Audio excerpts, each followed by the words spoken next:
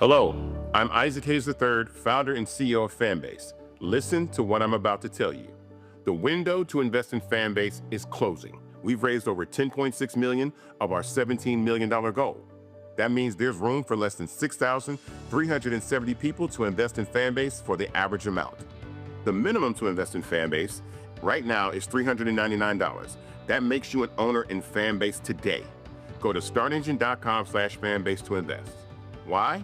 Because current social apps have taken advantage of users for far too long, with content suppression, shadow banning, harmful racist content, and no real tools for monetization and equity.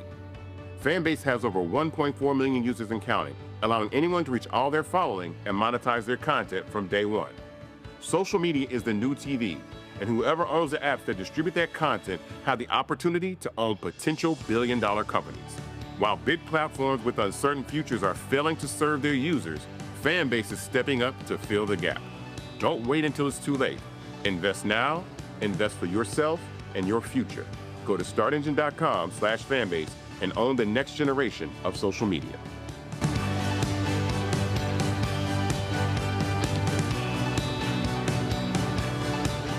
Black Star Network is here.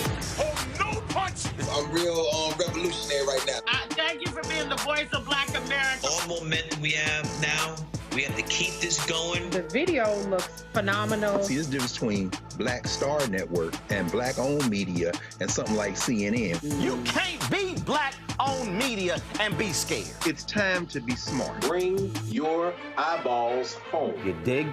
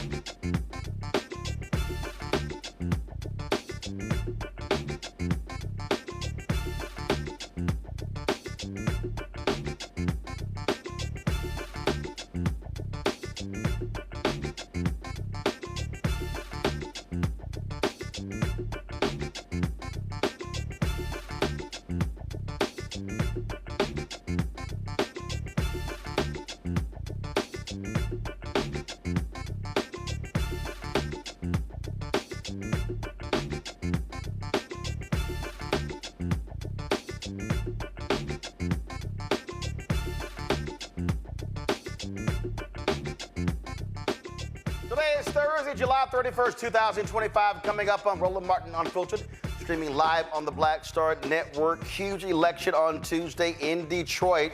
They'll be voting on a new mayor. One of the candidates, Mary Sheffield, City Council President, will be joining us today on Roland Martin Unfiltered to lay out her plans for the Motor City if she is elected mayor. In Texas, the battle over redistricting continues. Democratic House Leader Hakeem Jeffries is in Austin, standing with Democrats there.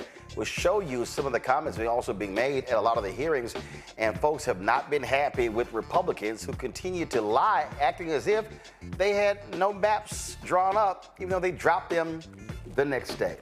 Also, mental health crisis. It used to be that black children, black youth were far behind white teens when it came to suicide. That is no longer the case. We'll talk to an expert about that very issue. More stupidity from Donald Trump. Oh, let's cut SNAP benefits, Medicaid. But sure, let's build a new $200 ballroom on the White House grounds. Why not? Plus, on today's show, we will talk about more craziness in this country. Y'all been seeing all this talk about this beating in Cincinnati and that white MAGA, MAGA's been going crazy. There were some things that happened prior to that beating. I'll share that with you as well. It's time to bring the funk on Roland Martin Unfiltered on the Black Star Network. Let's go.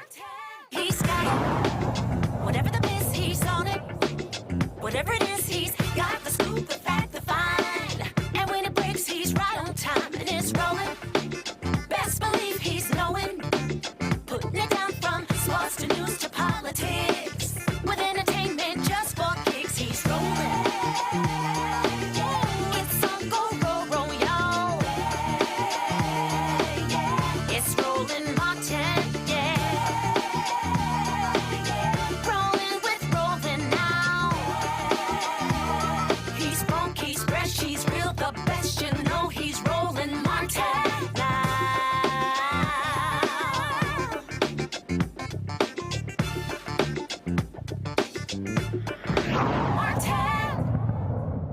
Folks, y'all have heard me say numerous times, every election matters, especially local elections. Well, there's a big mayoral election taking place in Detroit on Tuesday. Lots of candidates running. One of the folks who's running is Mary Sheffield, council president. Of course, when you look at polling data, she's leading in the polls, but you know what? It all comes down to, fighting for every single vote. She's been on the city council since 2013. There are 8 other people in the race as well. Mary Sheffield joins us right now. Good to see you again. I saw you a few weeks ago when I was in Detroit, picking up an award from the NAACP there. So y'all, of course, y'all know backstage, I was messing with her because she was going over her speech. I was like, just speak off the cuff. Just don't even read the speech. All right, glad to have you here. Why do you want to be mayor of Detroit? Well, thank you for having me, Roland. Always good to hear you, and I can't see you, but it's all good. I'm here. Okay, we can see you. All right. We can see you. We're good.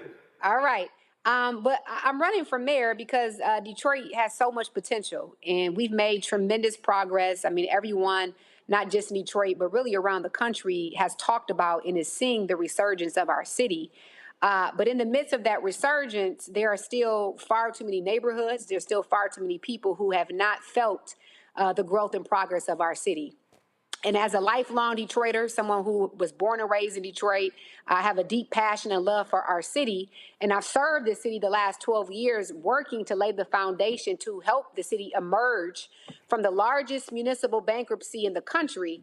I feel that it is my obligation to ensure that the growth and the momentum and the resurgence continues in a way that's equitable and that is actually touching more people here in the city of Detroit. So that's an important point because when we looked at a lot of the expansion that's taken place over the last 8 years, Mike Dugan has been the mayor. I've heard from people who say, hey, it's benefited developers, but not necessarily small businesses. And at the end of the day, if you don't have residents, I mean, you can have brand new buildings, brand new shiny things, but you still kind of need people in order for a city to grow and prosper.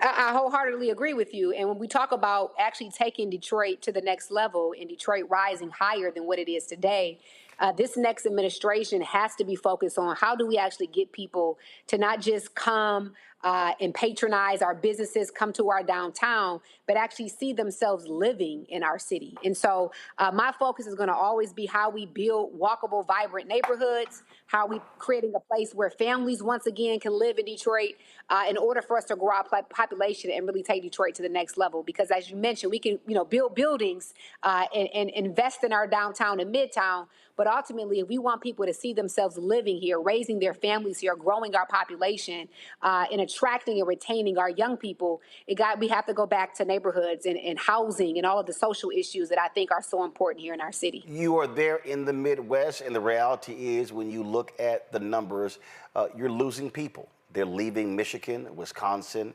They're leaving these states, Illinois, Missouri, and so a lot of that is driven by economics. And so, what is your plan to attract businesses to set up shop in Detroit that would supply the jobs for, obviously, for the longest, more than 100 years? It's been about the auto industry there in Detroit. But how do you look to diversify your economy there that will then attract people, attract homeowners? Yeah, well, let me first say Detroit's population has recently seen an increase after decades of decline. We just celebrated maybe about a couple of months ago another population growth for 2 consecutive years. So we are starting to move in the right direction. We are not any longer losing population, we're gaining, but it's not at the speed I think that we all want to see. And so for me to continue to attract different industries to Detroit, we have to make sure that Detroit is a business-friendly city.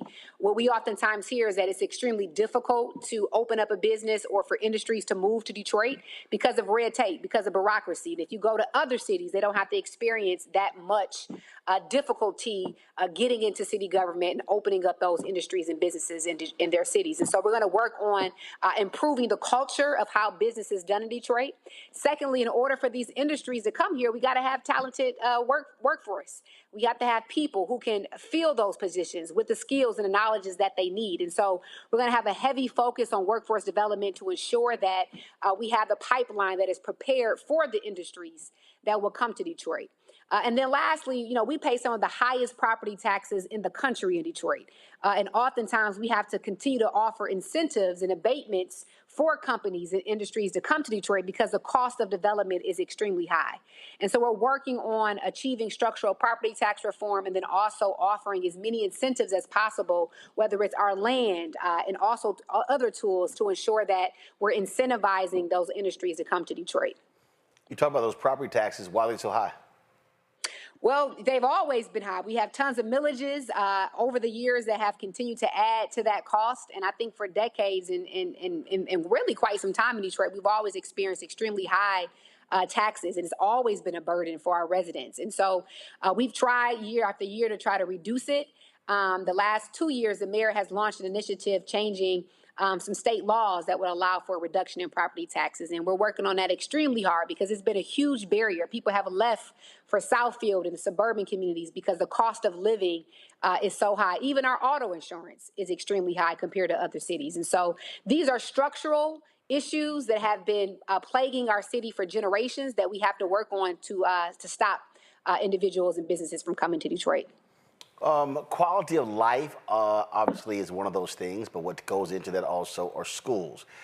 When businesses are looking to relocate, they're looking at transportation, they're looking at quality of life, they're looking at entertainment, they're looking also at schools as well. And so obviously that's not under your purview, but that also has to be a significant issue when you're talking about how do you attract people, how do you attract families who you want to be there for generations, not just transient where they come and go. Most definitely, and we have a robust plan working with our school board and our superintendent. Right now, the number one issue facing our school system in Detroit is absenteeism. Our kids are not showing up to school, and oftentimes it's social determinants that are preventing our young people from showing up, whether it's transportation, parents or families have issue with childcare, and so the city can be a greater partner in that regard. We also have to ensure that we're exposing our young people to skilled trades and vocational training and exposing them to other alternatives outside a traditional four-year college degree. And so I plan on being a very active and hands-on mayor as it relates to education. While we may not control the school system, we can open up our rec centers, our libraries, use partner organizations and sites to ensure that there's robust after-school programming for our young people to get the additional educational support that they need. So we're going to be a great partner. While the mayor doesn't control, we don't need to control, but we can achieve a significant increase in the outcome of our young people as it relates to education. All right, then. Well, that certainly sounds like a whole lot. I know you got to get back to campaigning. Early voting is taking place right now, right? Yes, it is. It's happening right now, and Tuesday, August 5th is the election, and we are excited for Detroit to get out and show out. And so if anyone who is listening on your show today, if you know a Detroiter, call them, let them know to show up. let their voice be heard. But more importantly, if you don't early vote, please get out Tuesday, August the 5th for this very pivotal moment in our history and this very, very important election. All right. Mary Sheffield, we surely appreciate it. Thanks a bunch. Good luck. Thank you. You as well. All right, folks, going to a break. We'll be right back. Roland Martin Unfiltered on the Black Star Network. Next on the Black Table with me, Greg Carr. Democracy in the United States is under siege. On this list of bad actors, it's easy to point out the Donald Trumps, the Marjorie Taylor Greens, or even the United States Supreme Court as the primary villains. But as David Pepper, author, scholar, and former politician himself says, there's another factor that trumps them all and resides much closer to many of our homes. His book is Laboratories of Autocracy, a wake-up call from behind the lines. So these state houses get hijacked by the far right, then they gerrymander, they suppress the opposition, and that allows them to legislate in a way that doesn't reflect the people of that state. David Pepper joins us on the next Black Table, here on the Black Star Network. This week on the other side of change, Zohran Mamdani, the New York City mayoral race, and this progressive wave that has sent such a shockwave through all of New York City and really the rest of the country. Jamal Bowman is going to help us understand what this mayoral election means and how we make sure that it translates across the nation. Can you imagine national Democrats like identifying themselves as having flavor or riz or swag? Like, absolutely not, right? So hopefully the city does what it can in November to help resurrect this dying party and honestly just resurrect our democracy. Only on the other side of change on the Black Star Network. This is Tamala Mann. And this is David Mann. And you're watching Roland Martin Unfiltered.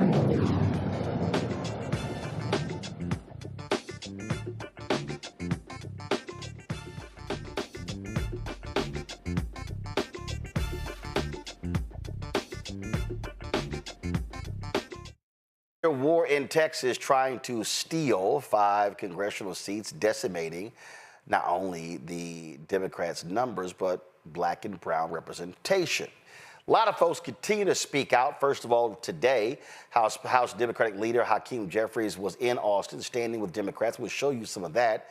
But some of the people who have been attending these hearings and putting these Republicans on blast include Tarrant County Commissioner Alisa Simmons, who's been fighting redistricting even on the county level, where they're trying to wipe out a black member of the Commissioner's Court in order to put a Republican in. Here's what she had to say. My name is Alisa Simmons. I'm the Tarrant County Commissioner that represents the precinct. I represent the precinct that you are currently meeting in. This is my precinct. Welcome to ground zero of redistricting. Tarrant County, Texas, home of the Tea Party and MAGA Republicans, MAGA Republican county judge, DA, sheriff, all of them. I am here to urge the members of the Texas legislature to say no to racism and the racially discriminatory redraw of congressional maps. What you've done is planned and calculated a racist attack on the fundamental voting rights of people of color. I should know. MAGA County Judge Tim O'Hare used a racist law firm and a racist map drawer to attack, pack, and crack African American and Hispanic neighborhoods here, just like you are trying to do to our congressional maps. With the mid-decade redistricting of Tarrant County Commissioners' precincts, the Republicans came for me and my seat just last month. On June 3rd, my constituents lost their representation due to intentional racial gerrymandered MAGA politics. And what happened when my colleagues voted to redistrict? When they voted to go after my precinct 2 seat? A damn lawsuit. So hopefully you all are prepared for that. They redrew our lines not because the population shifted, Not because our communities changed, but because they wanted to silence our voices. Like you, Texas legislative Republicans, my MAGA colleagues wanted more power than they already have. Tarrant County has been in existence since 1849 and has always been Republican-led. What more do you want? They didn't give a damn who they had to disenfranchise to do it. Is my time up? Please complete. Yeah, I'll let you complete your sentence. All right. That wasn't fair. That wasn't democratic. It was designed to rig the game before the whistle even blew. And now Texas Republican leadership is behind closed doors, haven't seen a map or a redistricting proposal from you guys doing the same thing. But we're here today to say no to racism and racially discriminatorily redrawing of congressional maps. Thank you all. Members, any questions for this witness? Representative Emanuel is recognized to question the witness. Oh, Commissioner, we might, it's okay. Just remember, just stay at that microphone until we might have some questions for you. Representative Emanuel is recognized to question witness. Yes, sir. Had a quick question. I know you were saying that because of this, it's going to cause a lawsuit. Is your county right now flush with cash, or do you all have an oversurplus of cash? I'm asking for an intent, so I'm asking. No, sir, we are not flush with Okay, cash. so you're not. Second thing is, obviously you wouldn't know, but as of right now, since this will possibly be going to litigation, do you know how much the county is already having to spend to try to, affirm what they've already done to the seat with redistricting? Yes, we have hired the racist, the firm that drew the racist map. Mm-hmm. We paid them to draw the racist map, $30,000, and now we've hired them to defend the damn racist map, and at $250,000. Okay. So that's just the beginning. That's just the beginning. Yes. So we're already well above what, $300,000? Yes, in less than a month. Okay, and then how is that end up going to be paid back? I mean, I know the county is going to do it, but where is that? Their money. These So this is going taxpayer to come dollars. from taxpayers, Yes. who are already disenfranchised, as well as people who are not disenfranchised. Correct. So this is going to increase taxes in your county. It probably will. Okay, I just wanted to confirm that. Thank you. You, sir. Mr. Chairman. Yeah, Mr. Turner, recognized question witness. Mr. Chairman. Thank you, Mr. Chairman. Commissioner Simmons, thank you for being here, and thank you for your leadership for our county and for our precinct. You talked about the Tarrant County mid-decade redistricting, and I'd like you just to inform the committee how your Republican colleagues on the Commissioners Court went about achieving it. Just correct me if I'm wrong, but they took heavily minority neighborhoods from Precinct 2, which you were elected to represent, and packed them into Precinct 1, which is an existing majority minority commissioners precinct. Do I have that basically correct? That's correct. So Precinct 2, as politicians you know, is a competitive district. Precinct 1 is decidedly Democratic. Precincts 3 and 4 are decidedly Republican. So, hey, if the Republicans run a good race, they maybe could have beat me, but they didn't. And so it's a competitive district, and so yes, my precinct, the CVAP voting age population was 48.9% black and brown. And with redistricting, it's now 38% black and brown. So they've decimated precinct 2. Okay. So basically, when they do these racial gerrymanders, like we're about to see in this congressional map, there's basically two ways to do it, right? You can crack a minority community and thereby dilute votes across several districts, and or pack minority voters into as little geography as possible. But the net effect is the same, reducing the overall representation that minority voters have in their ability to elect the candidates of their choice. That's correct. So they took, for example, the Tarrant County portion of Grand Prairie, which was in Precinct 2, and votes decidedly Democratic. That's your district. Yes. And took it right around Arlington and placed it in precinct 1. So, you know, they cracked precinct 2 very well and put them into precinct 1. Thank you for walking us through that. Thank you, Commissioner. Thank you, sir.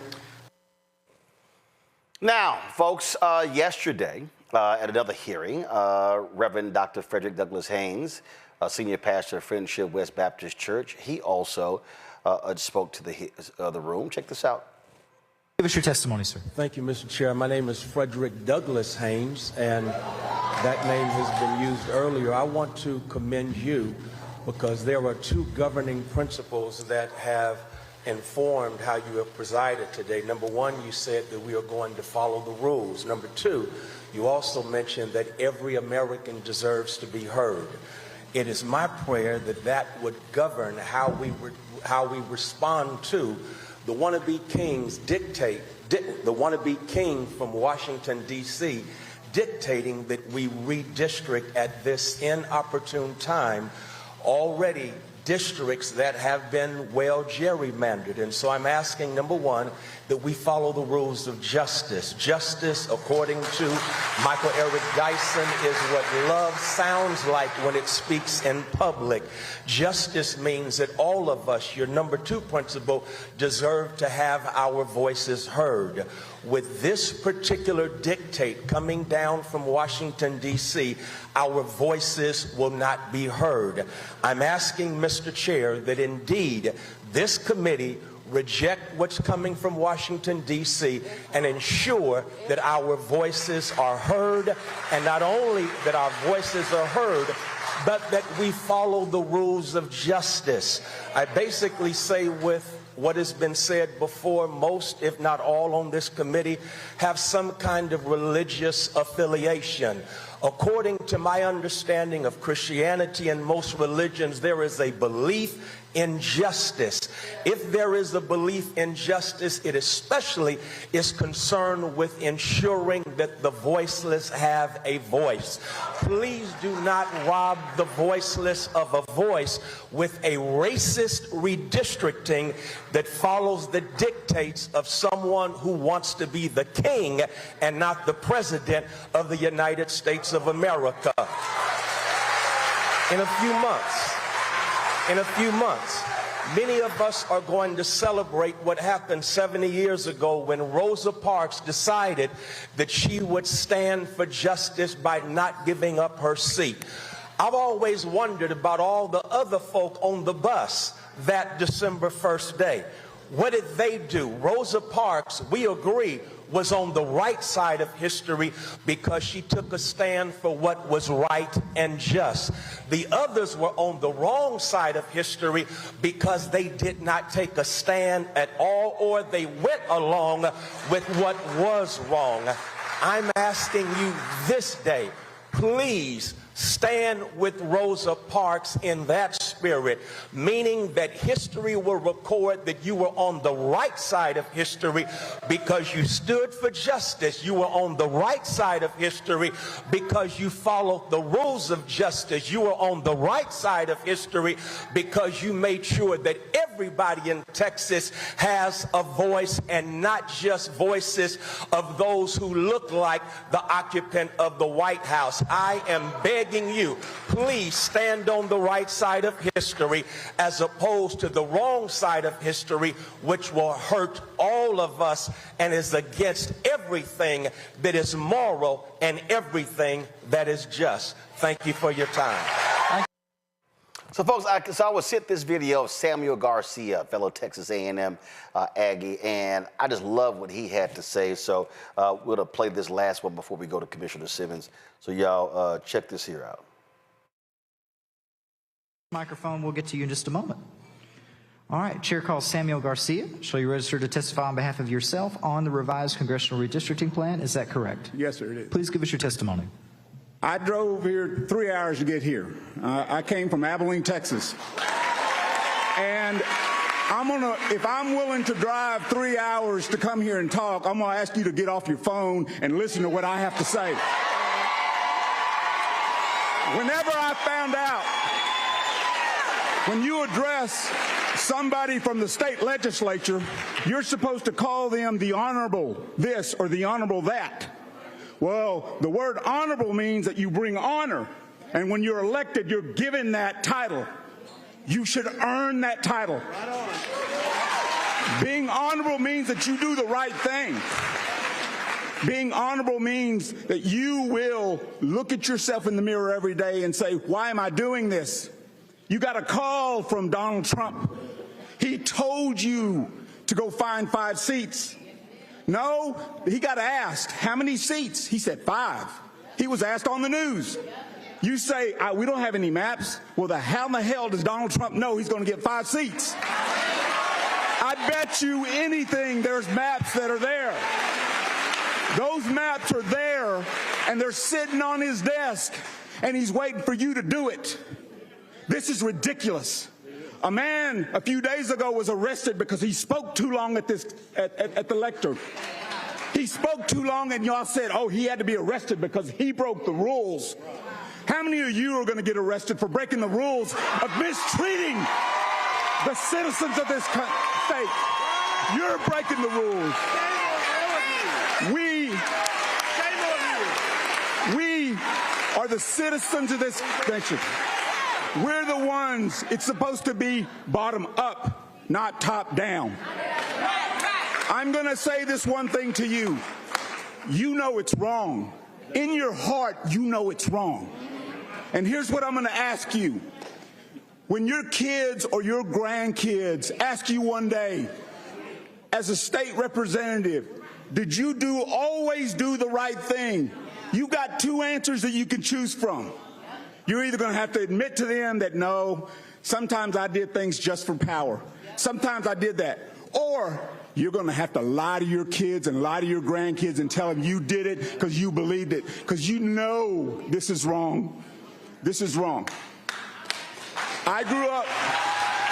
Please complete your testimony. I'm an Aggie, and I bleed Aggie maroon. In Aggies, we say, Aggies, we don't lie, cheat, or steal, and we don't tolerate those who do. But the other thing is, soy mexicano. And my mother would look at you today, and say, sin vergüenza. Members, any questions for this witness?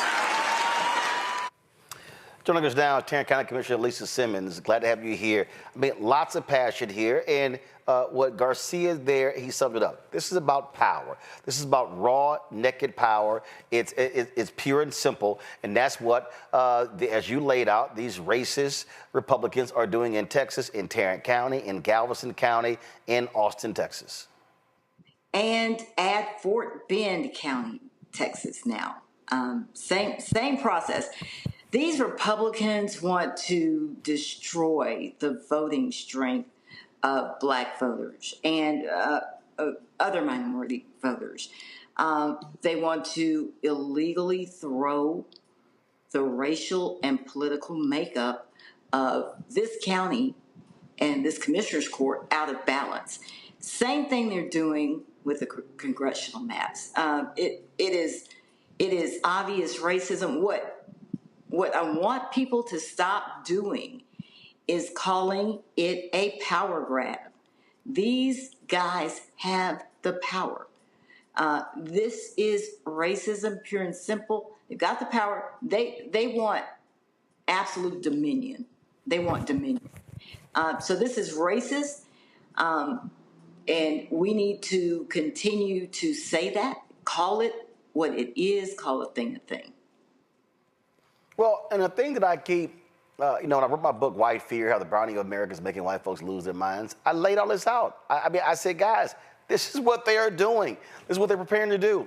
It's as simple as that. And so many people, I looked at so many people who sat the election out last year. I don't like this about Kamala or this. Trump is not that bad. And now they're sitting here going like, oh, my God, they're doing it. But they said they were going to do it. I knew it when I took office 2 years, 7 months ago. The consultants called. I won November 8th, November 9th. They called and said, can you jump on a Zoom? They are going to redistrict this seat because the sister before me, she served one term. We served 4-year terms. She served one term. She was black. She won by 4,000 votes. I won by 4,000 votes. Where I sit is, like I said at the testimony, is a competitive district. And so the Republicans knew it was going to turn. It was going to be more. It would become more easy for Democrats to win. And so they're like, we're about to put a stop to this. And they want, the county judge will tell you, if he could, he'd want 4 Republicans on the commissioner's court. What's important about that is it's taking away your representatives. Right. I mean, you're removing me from this would remove me from the court. It will be nearly impossible with the new map that passed. It passed here. We have been redistricted, reapportioned. It will be nearly impossible for me to win. And that is a result of people not voting. We have got to get these folks to the polls. Period, point blank. Yeah, I keep saying they are taking advantage. 61% of Texas is minority. Yet 61% of the people who vote are white. And let me tell you this. For years, I get the Tarrant County Republican monthly newsletter. Those people are organized. It's not rocket science. They are canvassing now for the Republicans in Tarrant County are block walking, knocking on doors now. What we do as Democrats, election's over, we need to take a break. We need to take a rest. And so we can go to those hearings, give great remarks and speeches and all that. Same thing that happened with this commissioner's court. I had a ton of people show up at commissioner's court. 2 overflow rooms. It doesn't matter. They've got the votes on commissioner's court. They've got 3 votes. The Texas House has the votes to redistrict. So what are we going to do? Keep giving speeches? We've got to do better. Subscribe to the Tarrant County Republican newsletter and do what they do. It's not rocket science. We just got to be consistent, block walking, communicating, educating, and have short, succinct messages and be tough, talk shit, and get out here. We should be campaigning right now. Right now. Yeah, I mean, I've been making that point. I can't tell you how many times I say, yo, you can't wait. I spoke today on the panel of the U.S. Black Chamber, Inc., and I laid out to the people. I said, you have to be starting far earlier, a year earlier. You got to be teaching people. There has to be town halls. I said, we got to go back where we had freedom schools in the civil rights movement. You got to have freedom schools teaching people about public policy. I saw this one, I was on social media, this one guy, this was about 3 days ago, he was like, Democrat National Committee, where are y'all? Y'all should be Texas fighting. I'm like, no, fool. I'm like, you should be fighting, but you should be mobilizing and organizing, because the problem with Texas is unorganized. And Republicans have been able to win all across the state, statewide offices. And here's the deal. Your county is the last large major county in Texas that Republicans control. That's why they're scared to death. They lost Harris County. That's why Governor Abbott hates Harris County. They lost Dallas County. They've lost Travis County. The governor is such an ass. With this new map, they literally put the governor's mansion in a red district, so it's not in a Democrat congressional district. They're silly when they draw these maps. Silly. Listen, I'm telling you how silly they are. So precinct 2, my precinct, is home to Globe Life Stadium, home of the Texas Rangers, AT&T Stadium, home to the Dallas Cowboys, the Texas Live Entertainment Complex. The lines they drew, Roland, they gave the stadiums to a Republican precinct or commissioner, but not the goddamn parking lots. So the parking lots are still mine. Make it make sense. Wait. They drew the maps. So the parking lots of the stadium are in your district, but the stadium itself is not. You heard me. Yes. And so I guess that's, I've driven, I might go meet people for lunch at Texas Live, and they have a jacked up parking lot. And I told my road and bridge director, I said, hey, let's use some discretionary funds. And I know the Rangers don't need county dollars, but I want that parking lot fixed. So we can use some discretionary funds and help them repair that parking lot. And so I guess they want me to use my discretionary funds to repair parking lot. Make it make sense. The way they drew these lines. And you're from this area, a lot of your listeners aren't, so this won't mean much to them. But Grand Prairie, Texas, the Tarrant County portion, is precinct 2, and it votes decidedly Democratic. They have moved Grand Prairie, Texas, round past Arlington, and put it into precinct 1. So precinct 1, Democratic, always going to be. Did Commissioner freeze there? I think she froze. Let's see if we can get her. Let's see if we can get her back there. We lost a signal right there. The thing that we're seeing, folks. I mean, we literally are seeing some absolutely shameful behavior that's coming in Texas. But again, we warned people about this. And when the commissioner talks about how you have to mobilize and organize, how you have to get folk focused. Again, that's how you defeat this. Y'all, this ain't rocket science. It's really not. And so you can be mad and pissed off. The question is, what are you going to do about it? I'm going to go to a break. We come back. I'm going to bring my panel up. Hopefully we can get the commissioner back. But also, some Democratic governors are saying, okay, FAFO, let's go. You're watching Roland Martin Unfiltered on the Black Star Network. On the next Get Wealthy with me, Deborah Owens, America's Wealth Coach, Black Americans have 1/10 the wealth of their white counterparts. But how did we get here? It's a huge gap.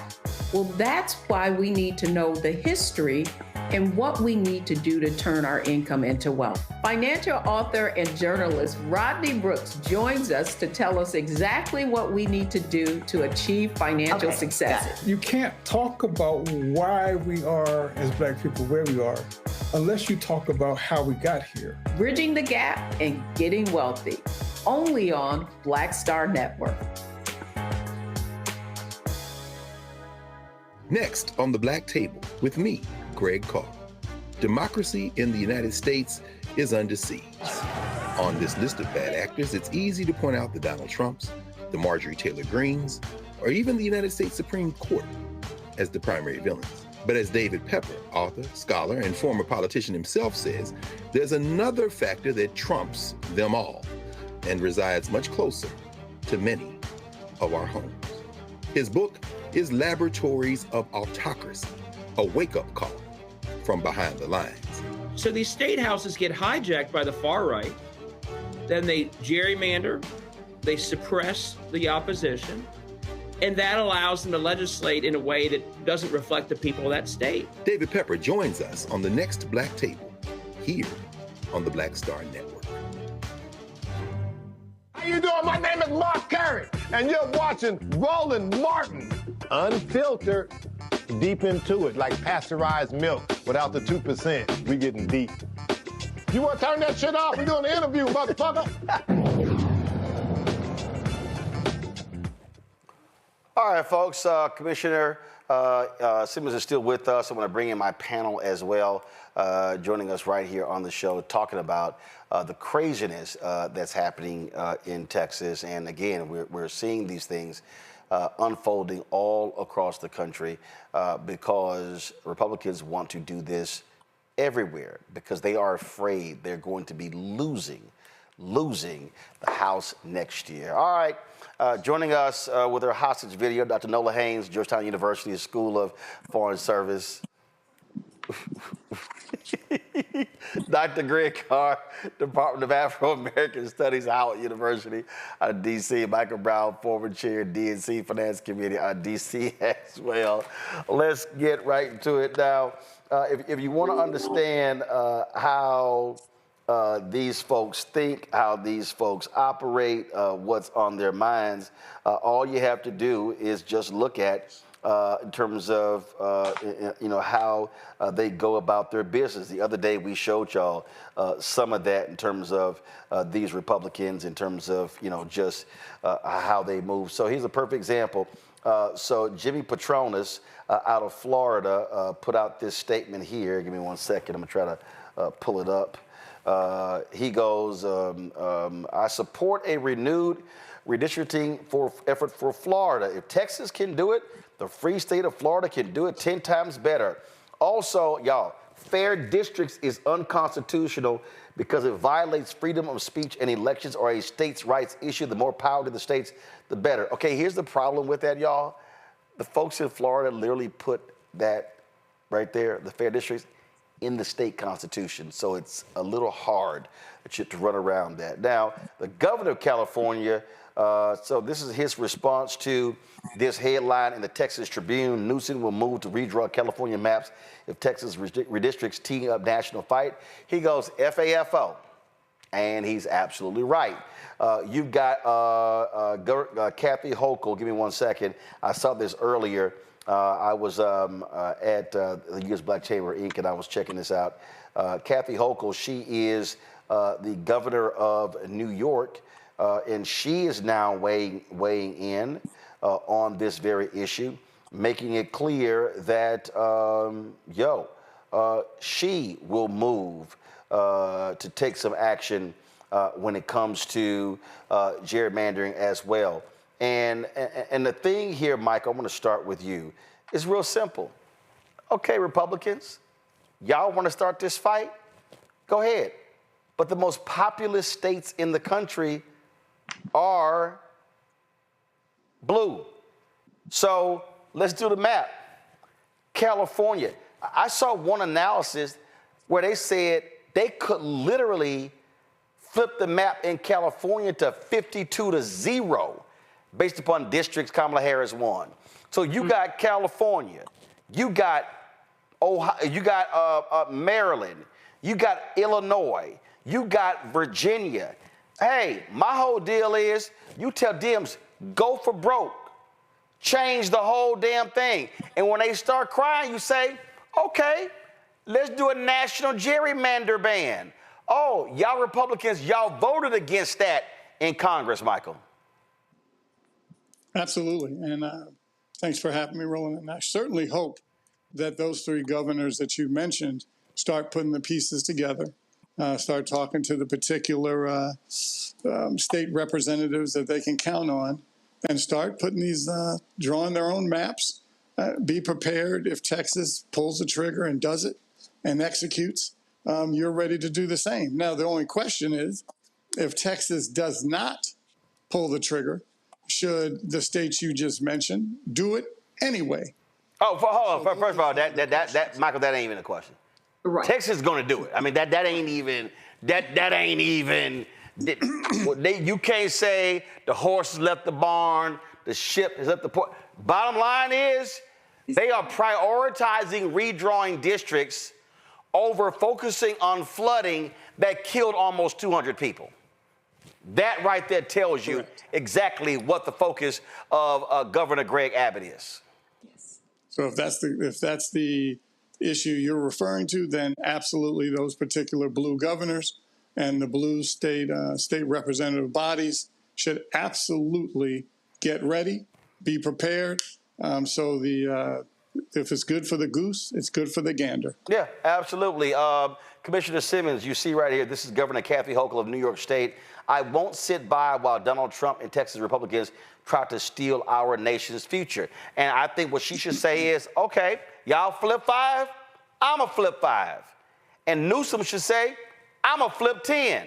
And again, Maryland, Illinois, Virginia, if I'm Democrats, I say, yo, let's pick up 20, 25 seats. Exactly. What we being so nice for? What is what? You're exactly right. Abbott, this is happening in the Texas House. Period, point blank. They got the votes.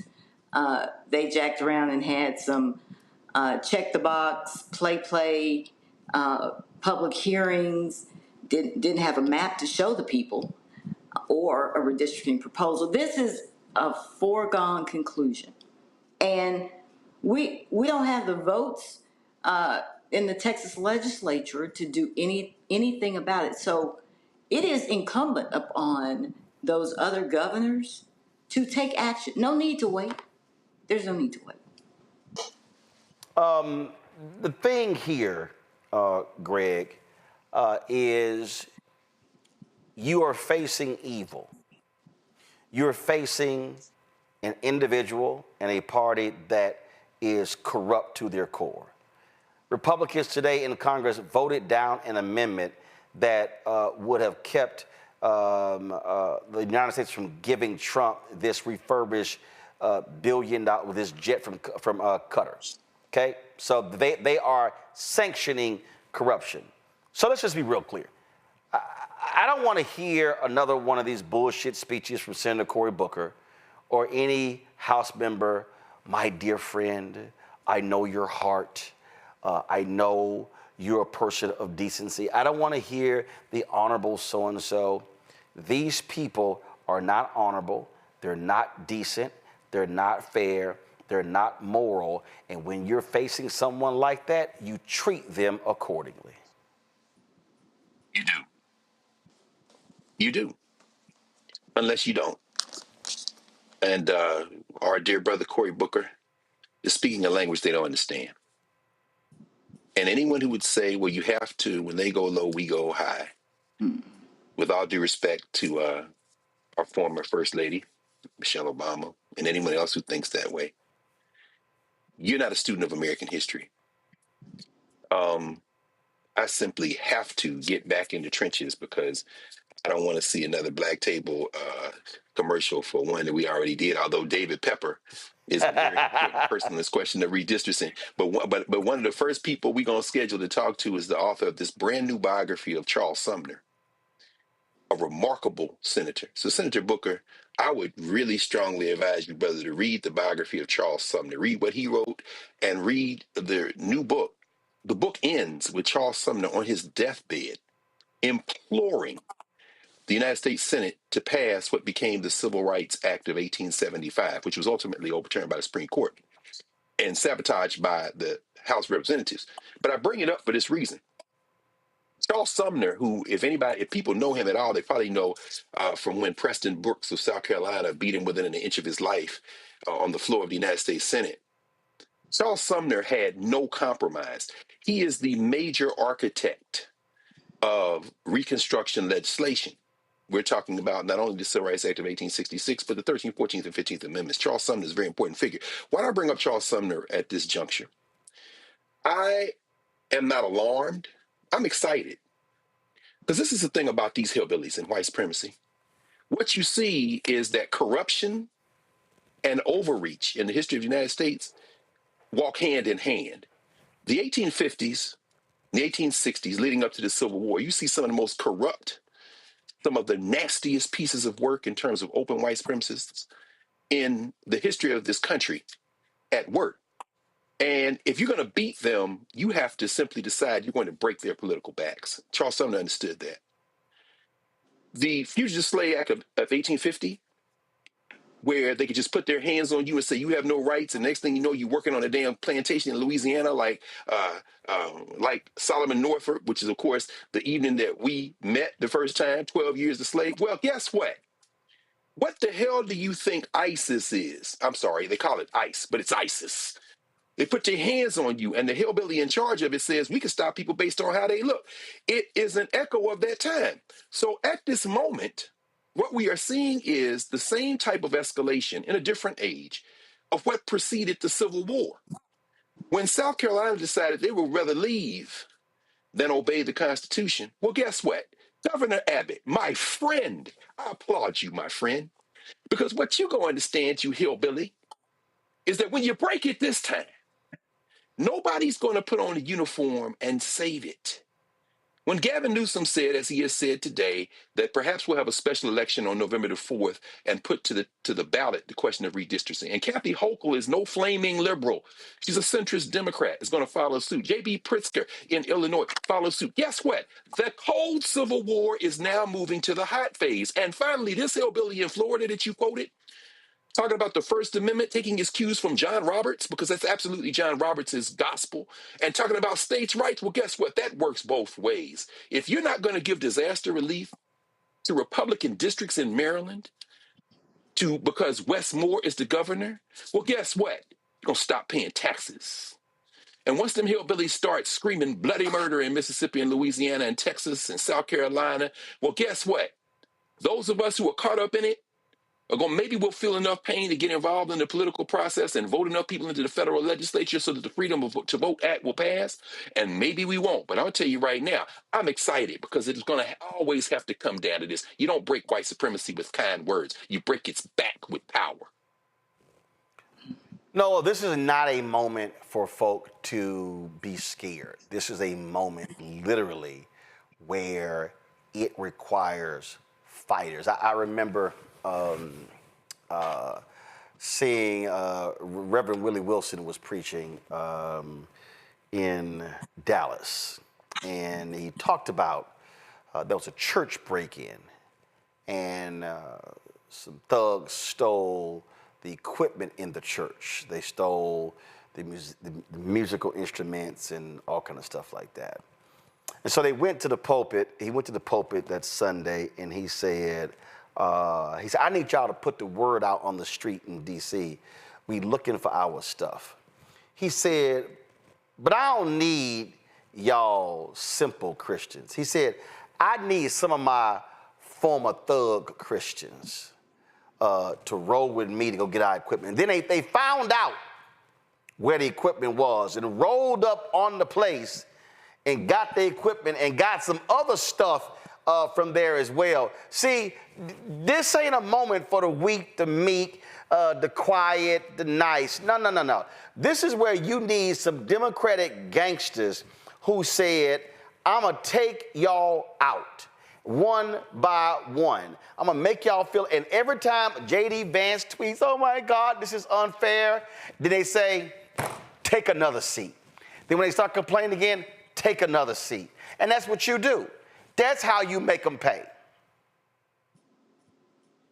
Yeah, definitely. I wasn't sure where you were going with that at first. I wasn't sure. Well, that's why I know where I'm going. If you just listen, you'll know where I'm going. The man you saying to listen, I haven't gotten 6 words out before you didn't. Because I just talked. Well, if you ain't know where I was going, that's why I explained it where I was going. You need some gangsters. When you in a fight, you don't bring folk who believe in diplomacy. You bring folk who ready to swing. Now you understand what I'm saying? Let me finish my thought. Thank you very much. Thank you very much. As a person who's literally just finished a book chapter today arguing for the coexistence of diplomacy and deterrence, I do believe that we definitely need to be stronger and strategically stronger. If we have the option to do a thing, we should do that thing. If California, if New York, if Chicago can actually, implement the same sort of strategy that they did in Texas, I say we go for it. I think this hemming and hawing, and which I understand from the perspective of you're trying to figure out, if I make this move, is the person in office, 2-3 years down the line, will they do it and use it against? It's all these things that go into this type of thinking. That's what we don't have the luxury of. We don't have the luxury of the hemming and the hawing. We don't have the luxury of kind of thinking through when we are already here. We're not having this conversation proactively.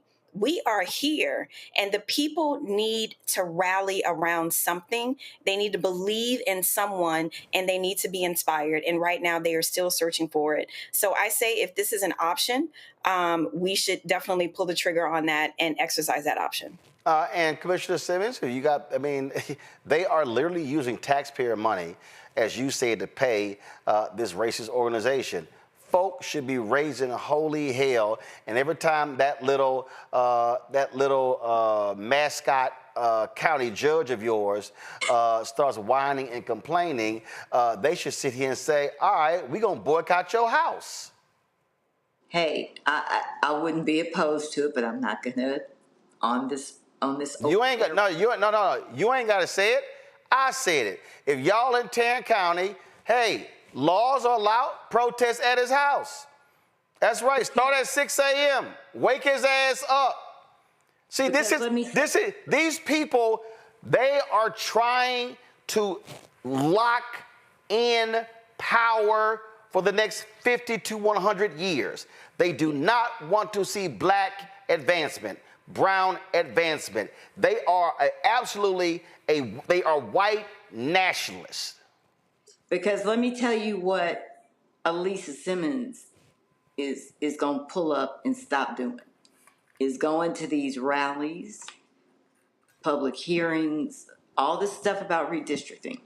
I had a 7-hour commissioners court meeting, and so grateful that all of the white allies, the African American groups, the D9, the Hispanic organizations, so glad that we had 500-600 people show up. And I had a redistricting public hearing in my precinct that lasted 5 hours. I went to the redistricting deal, the congressional, the state thing, Monday night. That was 5 or 6 hours long. If we don't stop talking, see, Alisa Simmons is not going to Austin. If one more person asks me to go to another rally in Austin, I get it. People want elected officials to speak and do the rah-rah thing. Yep. What are we talking about? If all those bus loads of people going to Austin for something coming, I'm not going. If they were mobilized, hitting these doors, yep, talking to people, they go into Austin to do what? Go beg, talk, try. You are not convincing these racist clowns to change not one vote. Not one vote will change. But all of this, my sorority group, I'm just looking at all these, who's going to Austin, this bus got this. I'm like, Lord, what are we doing? At the beginning of the day and at the end of the day, the Tarrant County map, the state of Texas congressional maps are an expression of intentional racial discrimination designed to silence our voices, designed to eliminate our representatives I was elected by the people. And I told you it was a competitive district, not just by Democrats, not just by black. You can't win in my precinct by black and brown people voting for you or just Democrats.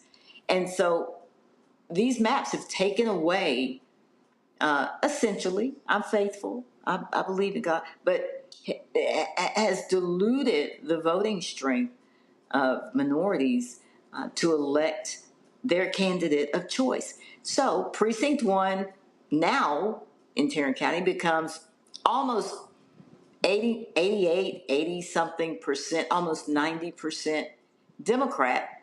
That's great. We will have one representative on the commissioner's court. Yep. So you're absolutely right. If you're going to expend time, energy, and money, then you spend it where it is wise, where you have a greater return on investment, and that's hitting door to door, precincts, canvassing. That's what you have to do, because you have to beat these people. And here's the whole deal, okay? A lot of these House seats the Republicans control in Texas, there are a number that they can be beaten in. Yes. If folk actually vote. That's just what it boils down to. Tarrant County is 50-50. I mean, it's right there. And in Tarrant County, we have, according to the Tarrant County Democratic Party, we have more registered Democrats in Tarrant County. We got to pull them out of their homes into the polls. Yep, there you go. Commissioner Simmons, we appreciate it. Keep up the good fight. Thank you, sir. Folks, got to go to a break. We come back. Vice President Kamala Harris drops a new video. She's got a book out. We'll talk about that. Also, what's the latest stupidity coming out of the White House? Take your pick. Folks, you're watching Roland Martin Unfiltered on the Black Star Network. Support the work that we do. Join the Bring the Fuck fan club. Your dollars make it possible to continue to do the work that we do. You want to contribute via Cash App? Here's a QR code right here. Click the get the Cash App pay button to contribute. You can use this for credit cards as well. You want to see checking money orders, make it payable to Roland Martin Unfiltered.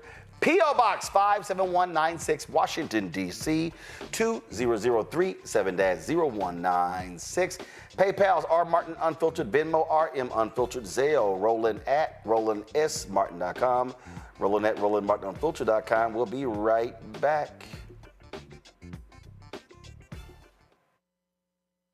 Next on the Black Table with me, Greg Carr. Democracy in the United States is under siege.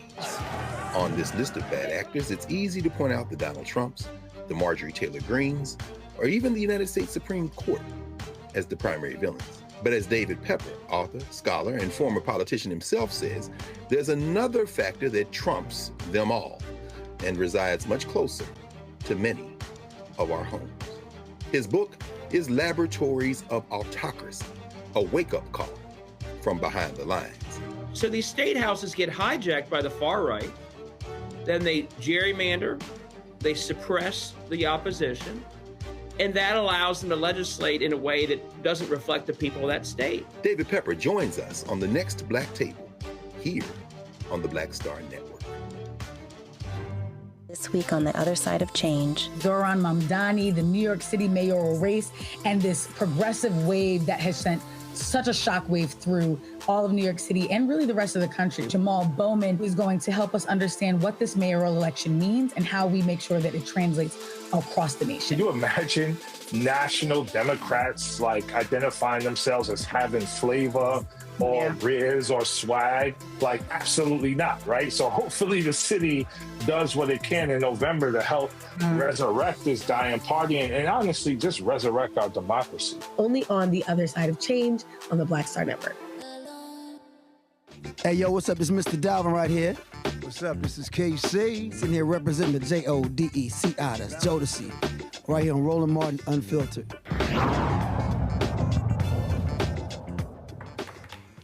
All right, y'all. Trump's an idiot. Okay, next story. All right, just messing with you. Folks, we know that to be true. The twice impeached, criminally convicted felon-in-chief, Donald Trump, escalating trade tensions once again, with a fresh wave of tariffs set to hit dozens of countries at 12:01 a.m. on Friday. But now he's saying, okay, no, Mexico, I'm not going to do it. Okay, another country going to do it. I love this here. Hey, South Korea, they're going to spend almost $500 billion with us. So South Korea is going to spend a quarter of their GDP. Dude, stop lying. He threw out Japan. Oh, they're going to give us $500 billion, and we're going to make lots of money. Japan's like, no, we're not. No, we're not. I mean, we literally have an idiot who is engaged here. He thinks that he should get a Nobel Peace Prize. He is so jealous of Obama. And so now they're like, oh, Donald Trump, look at all the wars that he stopped. That's also sheer stupidity. Now we have the idiot announcing, oh, we're going to build a $200 million ballroom at the White House because that's what we need. And so he's personally overseeing the construction of this new ballroom. Okay, y'all, like seriously. Now, we have existing facilities in the White House, but he's like, no. We need a new ballroom. And so you know what's going to happen. It's going to be gold shit everywhere. I mean, you know it's going to be one of the ugliest damn rooms you ever seen.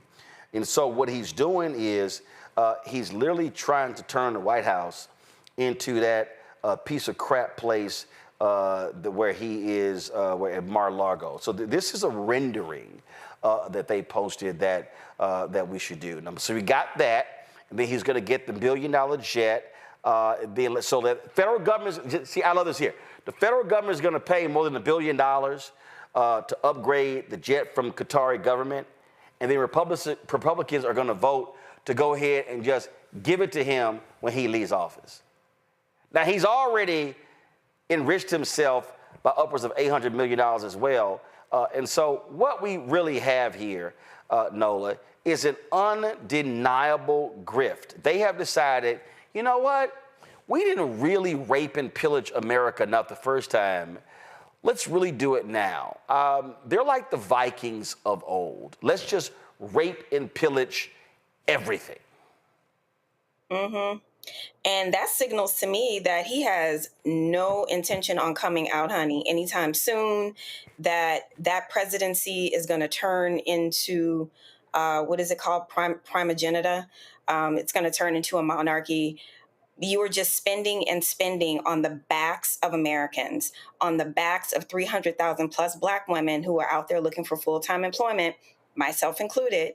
You are doing it on the backs of other federal workers who you just completely displaced. You were doing it on the backs of folks who lost their Medicaid, on the backs of folks who are going to have to pay more as a result of these tariffs. So you are doing all this on the backs of Americans as if you are the grossest, and I mean the grossest example, mythological creature of a king that, you know, we could ever encounter in our nightmares. You know, this is really, none of this is typical. None of this is usual. We're used to that. And I think my question is, it's a legal question, because I do believe he's coming out one way or the other. He is coming out.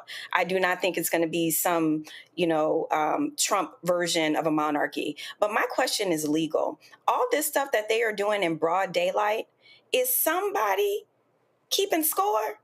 I mean, I know last time Rachel Maddow had that wall of all his crimes, but I'm dead serious. With solicitors general's offices being pretty much dismantled, civil rights across all the agencies being dismantled, who is keeping score of all these crimes? When you have got media kissing your ass and sucking up to you, that's kind of hard. Michael, I love this here. I do. And let me just be real clear, y'all.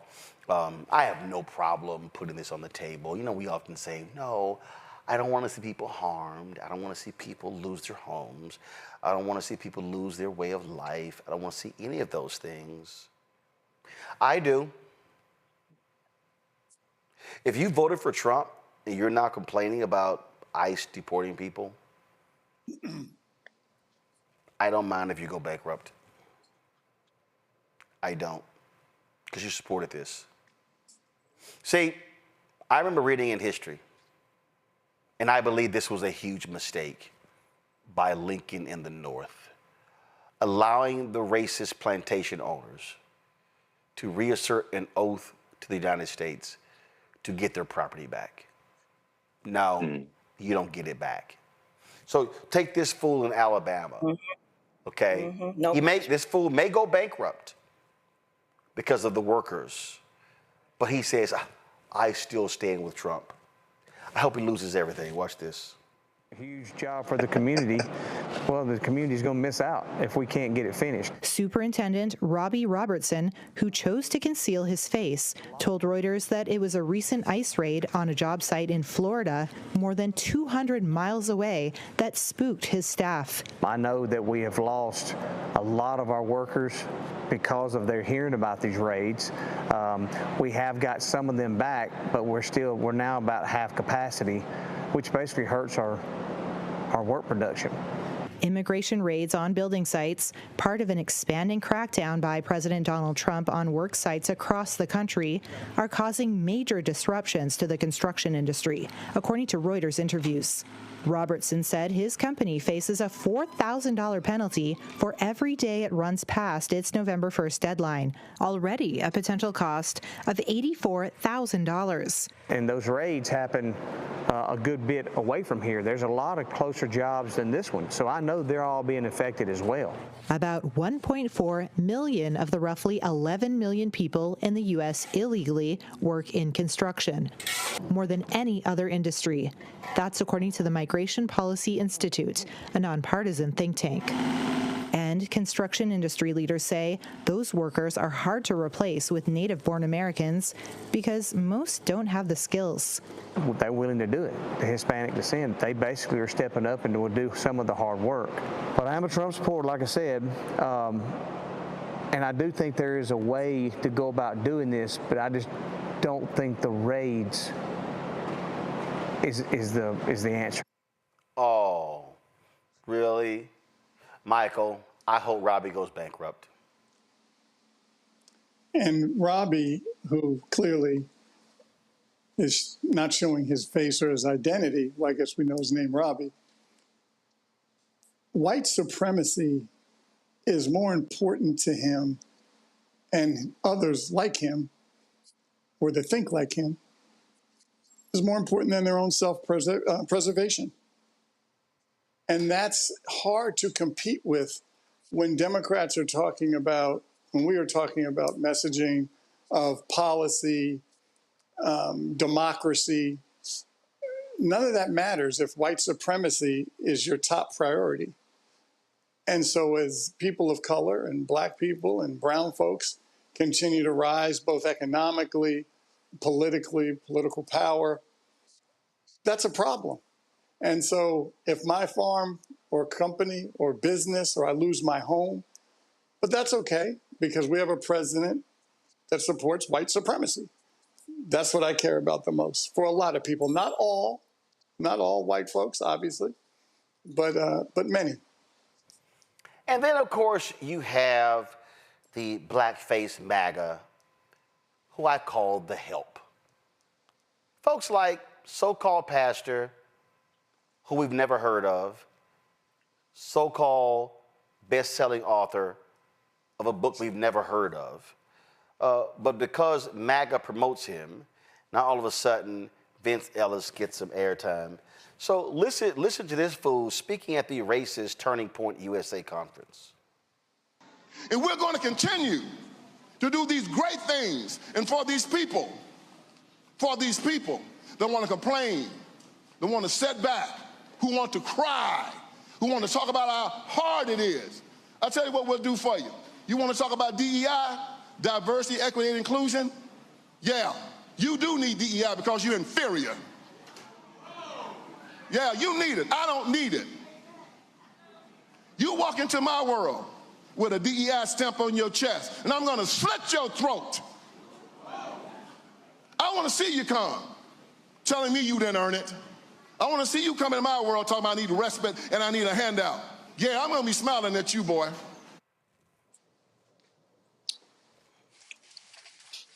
Take it away, Greg. I love it. My man. What you say his name? William Hannibal Thomas? Is that who that is? It was a remarkable Uncle Tom from the late 19th, early 20s. I love it. I love it. See, when you see what is Lauren Victoria Burke call these Negroes a consensual. When you see a consensual manservant like that, he's got that Byron Donalds energy. He claims he wants to smoke till the smoke starts. That'll be the first Negro to run up behind his master and say, yeah. So I love it. I love that talk. And Dr. Haynes, it's plenty score being kept. The Supreme Court justices have to go to different circuits. They all get assigned circuits. I think Ketanji Onyeka Brown Jackson has the First Circuit, if memory serves me correctly. Brett Kavanaugh has the Eighth Circuit. He spent a little over an hour yesterday or today trying to defend the rocket docket, the shadow docket, and this chicanery they're engaged in at the Supreme Court. And he said in the course of his remarks that he reads all the blogs and listens to social media and all that. He has to stay aware of it. He's aware of all the criticism. Dear Kavanaugh knows what's coming. And so, even as the courts now and the Federal Court of Appeals is hearing an appeal now on these ridiculous tariffs, realizing that the word tariff doesn't even appear in the legislation that King Trump or would-be King Trump is using. What's going to end up? There are two things going on. Roland, you put it perfectly, brother. First of all these deals, the world is laughing.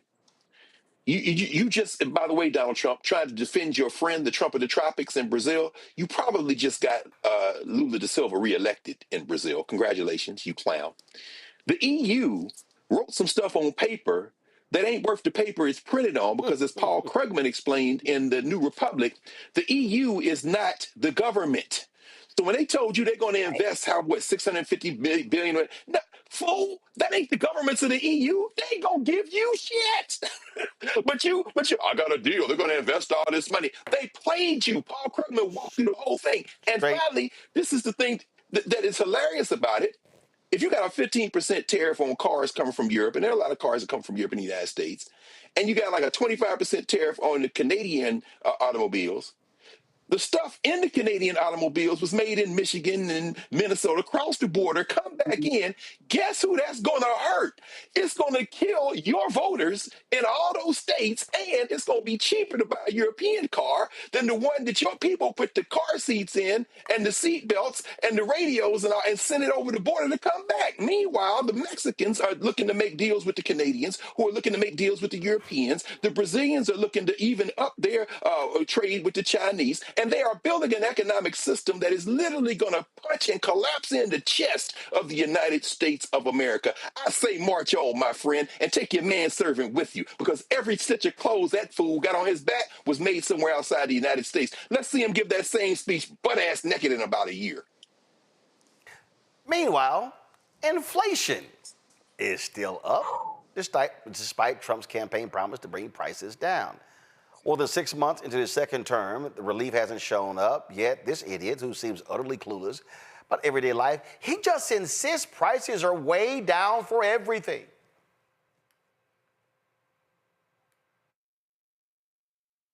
You know, if you think inflation, I've already taken care of. Prices are way down for everything, groceries, everything.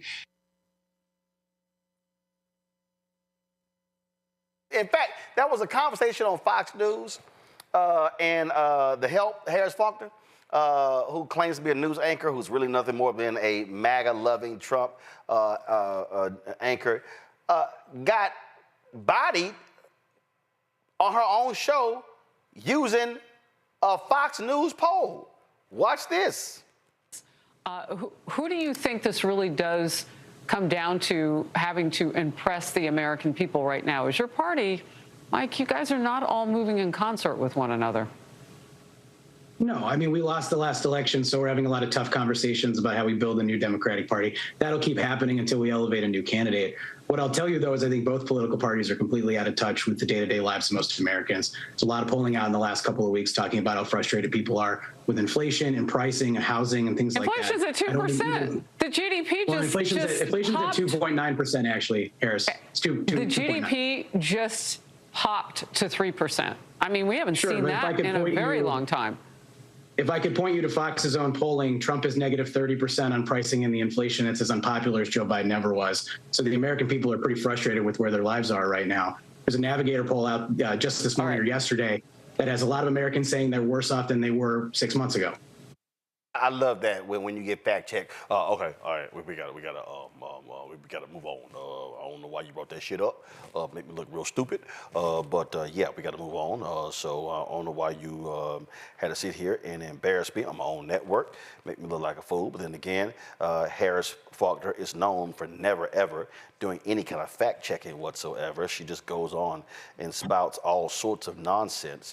But what you're seeing, though, is you're seeing the reality of what's going on. And see, what's been happening is all these companies have been scared to death to raise prices, Michael, because they want to piss Trump off. Now they're like, okay, you know what? We can't keep getting our ass kicked. We just can't keep doing that. So you got Procter & Gamble announces, yeah, we're going to raise this here. How about this here? 2022, when Biden was president, the price of beef was $4.50. Now it's $6.12, a new record. Boy, how about that, Michael? Boy, those prices are really tumbling down. Is that what we call new math? That when it goes up, it's down? No, that's Trump and the GOP's math. They just say whatever they want, whether it's true or not. They say it. Obviously, they get fact-checked on channels that they know their supporters don't watch.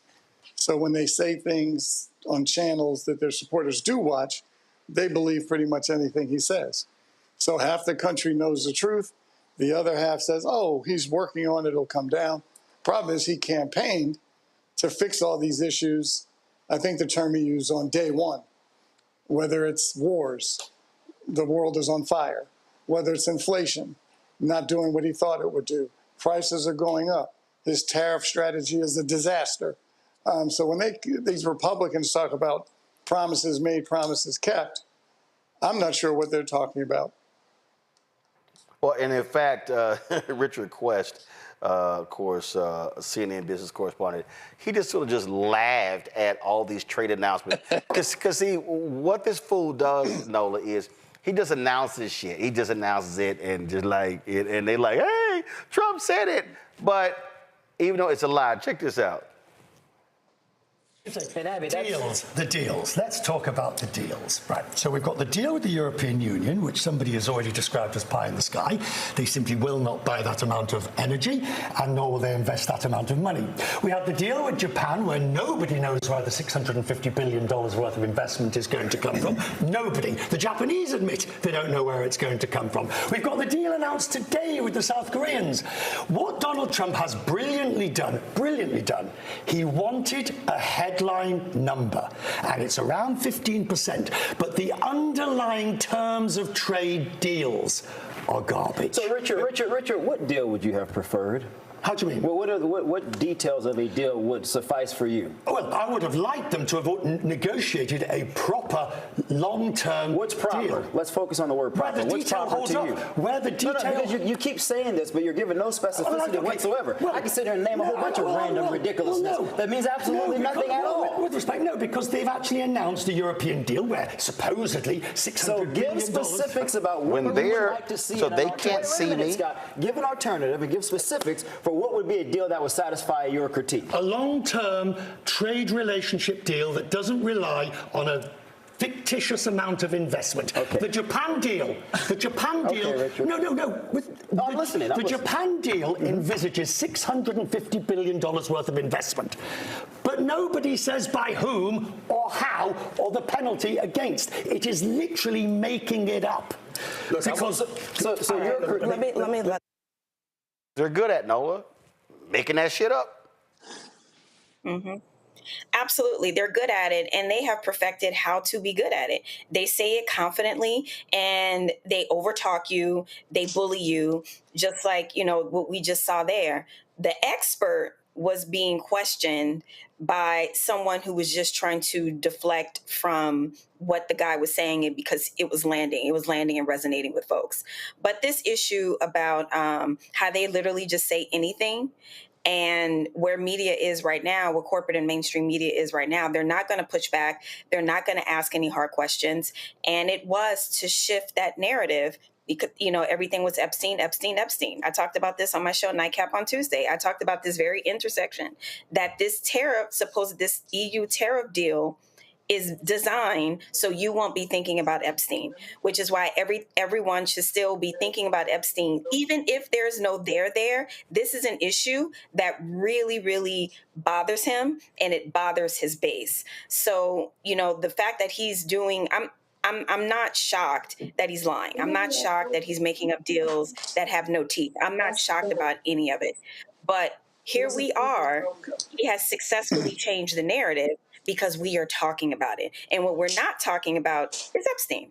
Ta-da. No. Actually, but he has to change the narrative because the right's not letting go of it. See, that's the whole point. He's trying to throw everything at it, and it's just all getting added onto it. But I do got to play this because I thought this was fabulous. Again, this is what happens, and I need people to understand. Have y'all ever seen the little shell game that the fraudsters play? Okay? A master of the shell game on CNN is Scott Jennings. That smug idiot from Kentucky, one of the brokest states in America that will be decimated by Medicaid cuts and SNAP benefits. But he doesn't care because he got a new contract to CNN. Even Abby Phillip just said, you know what? I'm sick of your bullshit. That's what she said, but she didn't. Watch this. record high in the stock come market. on, these trade deals are garbage. It's actually much simpler. Garbage? Yes. Hold on a second. It's much simpler than this. Just one sec, because I think it's super important to understand. Scott, what was happening in April of this year, 2025? What was happening then? What did the president announce on that week, the first week of April? What did he announce? The president was implementing what did he announce, his Scott? Tariff agenda. And what were those tariff levels? And well, they were different for different countries. Okay, so but every single person predicted calamity. Calamity. Scott, you can't skip steps here. And what were those tariff levels? They were different. He had a chart. Not just different. They were 2 to 3 times higher than the current tariff levels. Did those tariffs go into place, Scott? It's different for every country. Scott, it's different for every country. It's a simple question. Did those tariffs go into place? He has delayed some of the tariffs. Yes or no? He has delayed some of the tariffs, and he's made deals, and he's implemented others. Did any of the tariff levels that Trump announced on that week, did they ever go into place? Some tariffs have been implemented, some have been delayed, and some deals have been made. The answer is they did not. They did not. Tariffs have been implemented. Some tariffs have been implemented. All of those quotes. That's why we have all this money coming in. We have them here. Even you said it. You're playing with numbers here. We have them here. No, back in April. You guys are so mad. Why are you rooting for failure? Why does this table root for failure? Please, because you are saying that you are taking a number of 40, 50, 60% back in April, and you're comparing it to a number of 10, 15% now. Fine, but it's his strategy to negotiate and create leverage, Scott, and give us the situation we're in today. Okay, Sir Michael, I will let you talk, but I just have to say, completely disingenuous to suggest. I'm sorry. You were the one calling for a recession in April, not me. Give me 1 second. You called for it. Give me 1 second. Please let me finish. It is completely disingenuous to suggest that what economists said would happen if Trump imposed 50 and 60%. Oh, let's jump all the way up to 135% level tariffs on this economy would have been a recession. Those levels never happened, which is why there has been no recession. You sound disappointed. It's not that complicated. Sure, Michael. Let me explain what happens when you're a smug asshole like Scott Jennings. So this is the shell game. Trump threw out tariffs of 75, 100, 125%. Economists said, you do that, we're going to go into recession. Jerome Powell said, you do that, we're not cutting interest rates.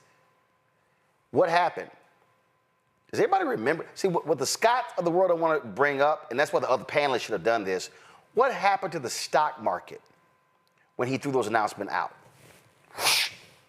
What happened to the bond market? And that's when Jamie Dimon and others were like, hey, I'm going to need y'all to chill. I need y'all to chill on these tariffs. You got to understand what y'all about to do. And so all of a sudden, they were like, hey, this ain't going to work. This ain't going to work. Okay, now Jamie Dimon is saying, you know what? It wasn't bad. Things are okay. Why is he saying that? Because they actually forced Trump to back down. But see, so a MAGA fool like Scott Jennings, no. Y'all predicted the economy is going to fall through the floor, and it didn't. Yeah, dumbass, because the tariffs didn't go into place. He announced them, he pulled them back. He announced them, he pulled them back. He announced them, he pulled them back. That's what happened. But see, liars like Scott Jennings never want to talk about that because what they want to do is convince people, oh, no, y'all were the crazy ones. No, we weren't crazy. The fool who you kissed more ass than Melania Trump is the crazy one. So y'all just got to understand how the shell game is all being played. And we're going to always call it out, including people like smug MAGA idiot Scott Jennings, who will do anything to stay in Trump's good graces. Because he used to be a Trump opposer. But it's a lot sweeter financially when you become a Trump grifter. And that, ladies and gentlemen, is Scott Jennings. Going to break, we come back. Suicide among young black folks is serious. And we'll talk about why and how do we confront it. You're watching Roland Martin Unfiltered right here on the Black Star Network.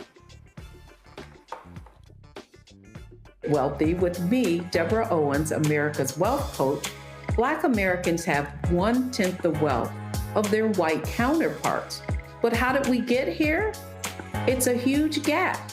Well, that's why we need to know the history and what we need to do to turn our income into wealth. Financial author and journalist Rodney Brooks joins us to tell us exactly what we need to do to achieve financial success. You can't talk about why we are, as Black people, where we are, unless you talk about how we got here. Bridging the Gap and Getting Wealthy, only on Black Star Network. This week on The Other Side of Change. Zohran Mamdani, the New York City mayoral race, and this progressive wave that has sent such a shockwave through all of New York City and really the rest of the country. Jamal Bowman is going to help us understand what this mayoral election means and how we make sure that it translates across the nation. Can you imagine national Democrats like identifying themselves as having flavor or riz or swag? Like, absolutely not, right? So hopefully the city does what it can in November to help resurrect this dying party and honestly just resurrect our democracy. Only on The Other Side of Change on the Black Star Network. Hello, I'm Isaac Hayes III, founder and CEO of Fanbase. Listen to what I'm about to tell you. The window to invest in Fanbase is closing. We've raised over $10.6 million of our $17 million goal. That means there's room for less than 6,370 people to invest in Fanbase for the average amount. The minimum to invest in Fanbase right now is $399. That makes you an owner in Fanbase today. Go to startengine.com/fanbase to invest. Why?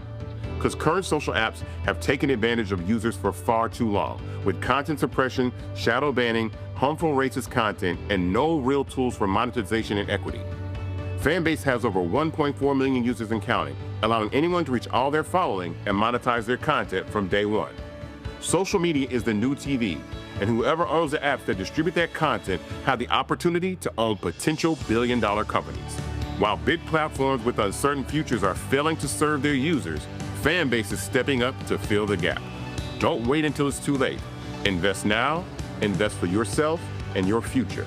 Go to startengine.com/fanbase and own the next generation of social media.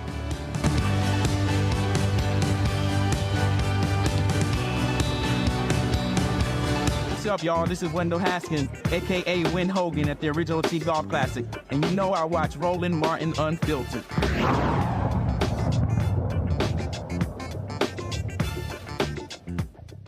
Folks, the rise of mental health struggles among young Black youth is becoming a growing part of everyday conversation, and it could be impacting someone close to you. A recent report from the Acoma Project, a nonprofit focused on supporting the mental health needs of young people of color, reveals some alarming stats. More than 40% of Black youth ages 13 to 17 seriously considered suicide in the past year.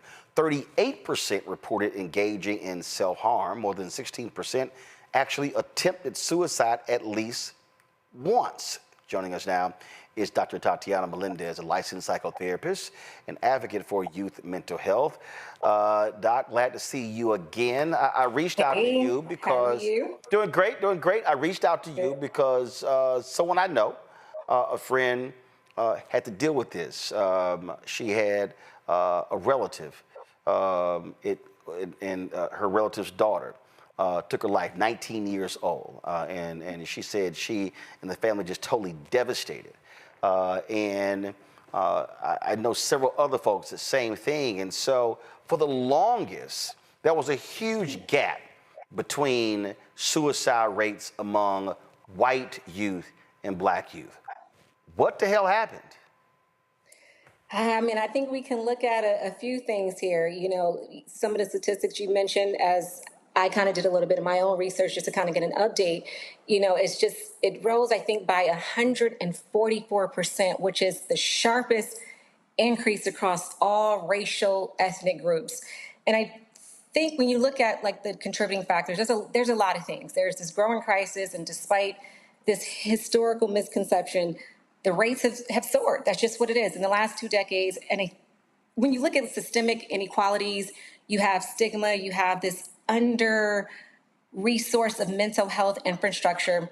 It all plays a role. And so I think if we can move into a space where we have culturally responsive peer-led strategies, maybe more community-driven advocacy, accessible crisis support, we can definitely shift the narratives. But if we look back, in the 1990s, suicide was more common in adults. You see it now in young youth, children, and especially Black youth. And so I think with social media is one of the big ones. I dislike it, but it's there, it's out there, and we just have to figure out what we can do with it. One of the things that that we looked at here, this is the Journal of the American Academy of Child and Adolescent Psychiatry, says exposure to racism on social media and acute suicide risk in adolescents of color results from an intensive monitoring study. Now, the reason I pulled this up here is because you talked about social media. And I think it's very hard for baby boomers or even Gen X to understand that when we talk about millennials, generation Z, Gen Z, Gen Alpha, you're literally talking about people who were born into a social media world. Mm-hmm. So we can sit here, I see the memes, we talk about, don't mess with nobody in Gen X because they way tougher than you can think because we were latchkey kids. They talk about the rotary phones, the stuff, all the stuff that we dealt with when we were kids. But you're talking about kids who are completely inundated from the moment they are born. You got 2- and 3-year-olds who know how to navigate iPads and who can order stuff from Amazon. So now when you start talking about all the images, whether we're talking about weight and hair and color and race, all these different things, it is a different psychological attack than, frankly, what we had to deal with. Mm-hmm. Yeah, I'll tell you, when I was growing up, I didn't have social media. And so one of the things I made sure I put in place for my daughter, I didn't allow her to watch TV until she was maybe 5 or 6 years old. And social media was definitely off limits. And so I think now with the parents, they lack either the education or the empathy or just real conversations. These parents didn't grow up with the tools. So the emotional and identity related impacts are often just misunderstood or even minimized. So you have these kids, they're looking for the likes, they're looking for the followers. And all this is doing is teaching kids to equate self-worth with validation and all these external approvals. I mean, now my daughter was showing me you have like filters and all these face, application. All that does is just contribute to, now we have body image issues. Right. You have, especially for our young girls. And my daughter did at some point, I remember her 9th grade year, because all the girls was on social media and she just started using social media and she thought that she was too thin. And that was an issue for about 6 months. And she's a beautiful girl. However, the girls are being affected. The LGBTQ plus community is being affected along with the youth. But if you have all this, hey, I need to get a like, I need to get the followers, I'm going to change the way I look, that's going to give us another layer of issues. But another thing I looked at too was I noticed like a lot of viral challenges and peer pressure. I mean, these kids today, the whole fear of missing out, FOMO, they feel like they need to do all these different things to fit in. That's creating a bigger issue. The constant scrolling and looking for who's online, who's not, all that does is just reduce attention span and increases anxiety, which isn't really helpful either. You have the DMs, you have the harassment, you have the cyberbullying. All of this leads to depression, isolation, and suicidal thoughts. Well, you talked about the cyberbullying. So, I mean, look, we all can remember if you were dealing with bullying, you were dealing with bullying between school hours or whether you were on the bus going or coming. Now with social media, you literally have bullying 24 hours a day. And it's not just you and 3 or 4 other people who might be in the class watching. It's literally now thousands upon thousands all around the country or the world. All day. Yes, that is the issue. The social media applications are available at kids' youth fingertips all day. They're at school looking at this stuff. So just imagine a kid every day wondering if they have followers. Okay, I don't have any followers today. Maybe people don't like me. They don't see me. I'm not beautiful. Maybe I do need to change my image. And, let me keep up with all the challenges. And this is not even just, I think people understand, this ain't just kids. You have college coaches, yes, high school coaches who are like, get your ass off your phones at halftime. They are, you've had players, even some NFL players, responding to somebody's comment on social media and during a half, like, you playing a professional sport, get your ass off social media. But again, it is such a psychological driver. And like, I love these people, this is real from the MAGA people. Look at that, you're getting ratio. Look at that, you posted and you only got 18 retweets. And I'm like, you gotta be a dumbass to start counting retweets. But again, that's that whole thing. And then, so now imagine it's just constantly coming down on you and it's everywhere. And literally, yes, that phone from the moment they wake up to the moment they sleep. And I know some parents, we've done that, where snatch the phone, no. Phone's in the room. Yeah. They're gonna stay right here until it's time to go to school. And it's like crack addicts. It's like, and this is the space, with social media, when I look at like some of the barriers or things that can actually be done to help with the increase in suicidal ideation, you would think that we would be utilizing or leveraging social media for the good, right? How about we follow and share more of like the positive mental health pages? How can we encourage, the real storytelling and not just highlighting all these reels that are very toxic? And what can we actually do to call out some of this bullying and support kids who are actually struggling online? But this online interaction is very, very toxic. And we're going to continue to see an increase in suicidal ideation, or suicide is going to continue the way it is. To the folks, if y'all have not seen the Netflix documentary, The Social Dilemma, folks, watch that. It literally talks about how the algorithm is programmed to do the very thing Dr. Melendez was talking about in terms of, it's like the moment it feeds into it. And so now how you look in your hair and how you talk in your teeth, and I need the fillers and I need this and I need this, and it goes just on and on and on, and it's impacting people right here. And I don't think that we can overestimate just how harmful it is when it's not being controlled. Greg Carr, I want to go to you first. You're a university professor. You see this. You're seeing this in the classroom. And just talk about your experiences in terms of how you've had to navigate this. Well, Roland, first of all, thank you for having this conversation. And Sister Melendez, thank you for your work and for leading us in this conversation. I can tell you, brother, and I think I can comfortably speak for all of my colleagues, and I know one of them, of course, is right here, Dr. Haynes, Sister Nola. It's been a complete transformation in the classroom. I think COVID accelerated a process that had already started with this technology transfer. But I'll tell you what, though, and maybe this is where I'll stop and I ask you a question about this, Sister Melendez. With the quantum leap past social media to Chat GPT, I have been stunned, even as recently as we just finished summer school at Howard, listening to young people, some of whom have talked about their friends, which I take as a proxy for some of them, using Chat GPT as a therapist, interacting with artificial intelligence as if it's human. And we remember the movie a few years ago, Her, where Scarlett Johansson voiced the artificial intelligence, and this man fell in love basically with himself.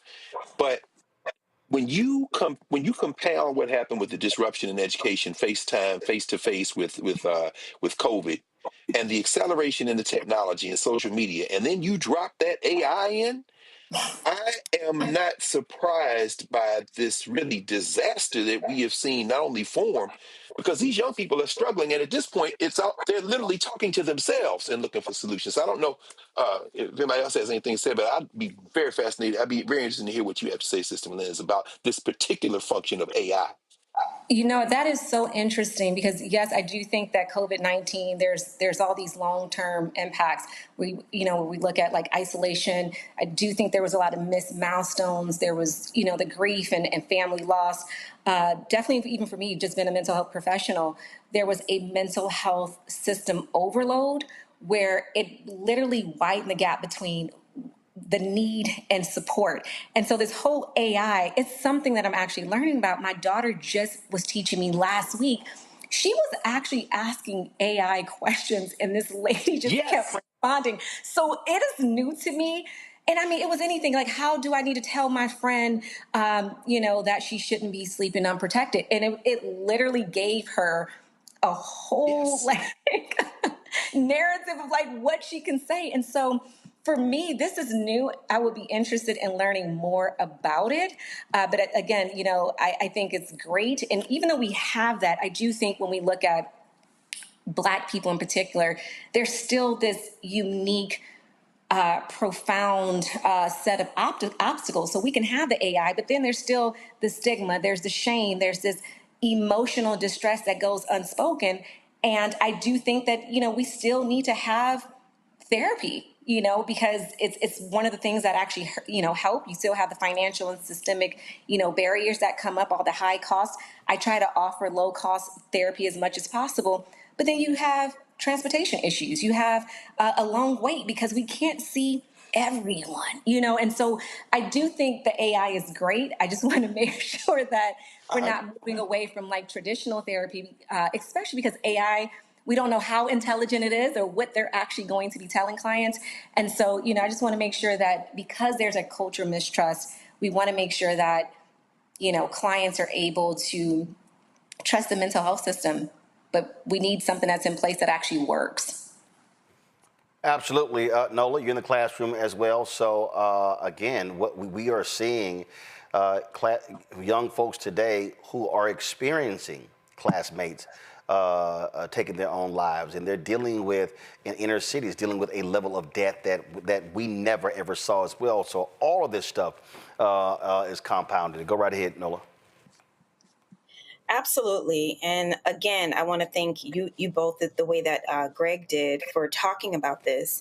Additionally, there's also a lot of awareness that's happening around sex trafficking in the Black community today, actually. So I'm happy that people are talking about these issues that are typically taboo and left in the vault, right? And in the community vault, right? But one of the things that I see in my classroom, my students will pay attention because I still old school lecture, but it's the conversations that you hear when they're settling into class and when they're leaving class. And it typically is some level of insecurity that they're grappling with. And one of the things that this takes me to is the Dahl test and Brown v. Board. And it takes me there because I wonder, is there some way to be able to measure or to be able to kind of like locate, the effects that this is having on young kids before they get to suicide? You know what I'm saying? Like, is there some sort of preventative measure that can happen so we can catch this before the insecurities just grow in so many different directions that there's just nothing left to do because their entire lives are not only recorded, but they're scored. Mm-hmm. I grew up as a zillennial, where men have their score keeping and women, we have our score keeping, but these kids are literally score kept on every facet of their lives. Are there some sort of preventative measures that your community, Dr. Melendez, is talking about to try to help before the suicide part? Is there some sort of social scientific test that can kind of measure some of this to kind of give answers? Those are the things that I'm thinking about. But it's, when you first meet a client, you complete something called a biopsychosocial, and this really helps locate and prevent suicide. So you're asking the questions to determine early risk factors, right? And once you can locate that root cause analysis if needed, you then implement some preventive strategies to address the root cause of the emotional distress. Because if there's no root cause analysis to see where some of this is stemming from, then we can't really address the issue to even provide the coping skills or mechanisms for them to even be able to function in society. So I think when you're able to locate the insecurity, which are, I guess we can label as maybe the risk factors, these are all warning signs. You see it, the insecurities, the vulnerability to suicide can then actually be detected. So if it's psychological insecurity, is there low self-esteem? Is there hopelessness? Is there chronic self-doubt, which I see a lot of? You have the Material insecurity. Yes, perfectionism.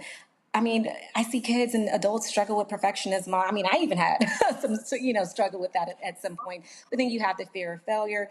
But then you have social insecurity. You have digital insecurity. There's environmental. So if you're exposed to violence and trauma, that's part of your environment. What you're exposed to, if it's abuse, if it's unstable housing or food, if it's academic or financial stress. So it just depends. If we're looking at digital, then we may be looking at maybe exposure to cyberbullying or harmful online content. So it just depends. And you won't be able to determine that until you actually meet with a client to understand, hey, maybe there's some verbal or behavioral signs. Is this person talking about death? Is this person feeling like maybe they're a burden to another person? And then you'll start seeing those signs, those red flags where this person is withdrawing from another person, they're losing interest in maybe some activities. I mean, you start seeing people give away possessions, they're writing about death. And so it's all about getting them into the room, getting them on the phone, getting them on a call, and talking and having real conversations.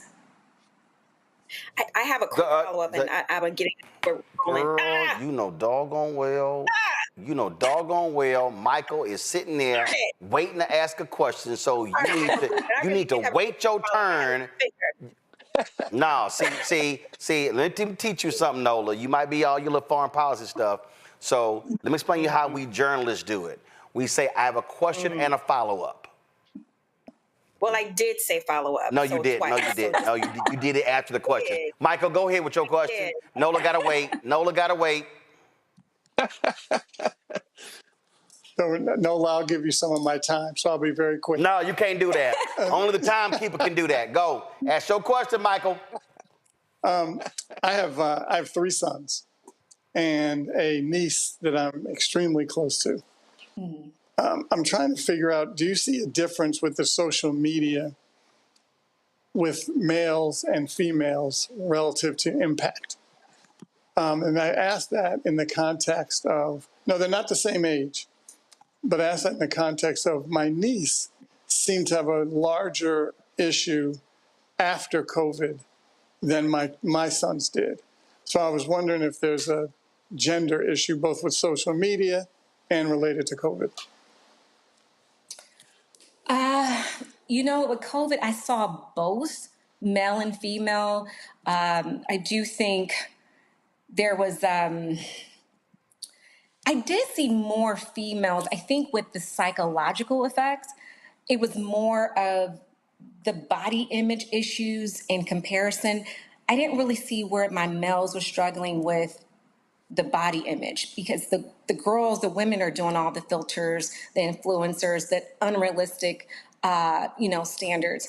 I also saw where females, it was more anxiety, more depression, more self-esteem, but they also was experiencing more of the cyberbullying because it had to do with the appearance and maybe social belonging. So it was this like a pretty girl syndrome. Be smart, be beautiful, be kind, be social. I found more of that with the girls. And then, if you did show yourself in a bathing suit, then you had like the slut shaming that followed that. So they're like, okay, let me show myself, let me be beautiful. But then on the back end, it's like you're being sexualized or the slut shaming comes in. And this was happening mainly with my Black and Latina girls. But then you do have the males you know, the humor, the politics, the sports, the debates, it created some engagement, but I also think that it created more exposure to maybe toxic masculinity. It encouraged the guys, hey, I need to be more dominant. And all they were doing was just avoiding the vulnerability part of it. So that risk of maybe emotional suppression, I saw more with males, which then of course led to more aggression. So when these clients would come, it's like, you have all this internalized depression. What is going on here? So I think those are the main two things, male versus female. Well, I think what you also are dealing with is you also have these expectations. A young lady who I think was Miss USA or Miss America, I forgot, who jumped from a building in New York City, who, I mean, was an amazing lawyer and accomplished, and it was like, it was never enough. And I think when I look at a lot, you have a lot of young folks and like they're just neurotic about because you got folks like, no, you got to get this scholarship, you got to have straight A's, and you got to be perfect at this and this and this and this, and then it's become one after another, and it's an enormous amount of pressure. I remember I was sitting talking to one of my nieces, and she was just like, oh my God, you know, I got to do this at our school. I was like, girl, calm down. I said that shit is a sheet of paper. I said, okay. And it was like this desire to, okay, you know, but you know, magna cum laude, I gotta have straight A's. I was like, let me explain something to you. I said, it's a whole bunch of people I graduated with who had magna cum laude, and I ain't got nothing against that. I said, but they broke as hell right now, and your uncle wasn't no magna cum laude, and trust me, they would switch places with me any day of the week. And I was trying to get her to understand that your success in life is not going to be determined by what you do in that moment. And we've seen this. We've seen young people who are highly accomplished, and it's never enough. And you have parents and others, and it's constant pressure. And no, you got to be great at it. And a lot of times, I'm with some of these parents like, yo, I need y'all to relax. I'm like, y'all, and I just think you have to be very mindful as a parent, as an aunt or an uncle, putting undue pressure on somebody who's 12, 13, 14, 15, 18, whether it's in a classroom or sports, because, again, you are literally affecting that psyche, and everybody is not built the same way. That's for you, Doc. No, for sure. I think this, you know, the undue pressure on children, adolescents definitely contributes to suicide risk, especially when you have kids feeling overwhelmed or unsupported, or they believe their failure equals worthlessness, you know? And so I've seen it, the academic pressure. You're right, the high expectation. Oh, I have to get the perfect grades. I need to attend the elite schools. I saw with my daughter, she just went through the application process. And even though she has great grades, she's like, hey, this person, or they end up going to this school that was more elite. And I said, hey, look, let's not worry about that. I'm not going to be disappointed. I mean, she applied to, I think, 18 schools and basically got into all of them, but still that chronic stress, that burnout, that anxiety, that feeling, the feelings of failure is all a result of academic pressure, the social pressure, needing to be popular, needing to be liked, needing to be on social media. I need to belong. I need to be in the right friend group. I need this identity click. And so my daughter went to a school where there's a lot of celebrity kids.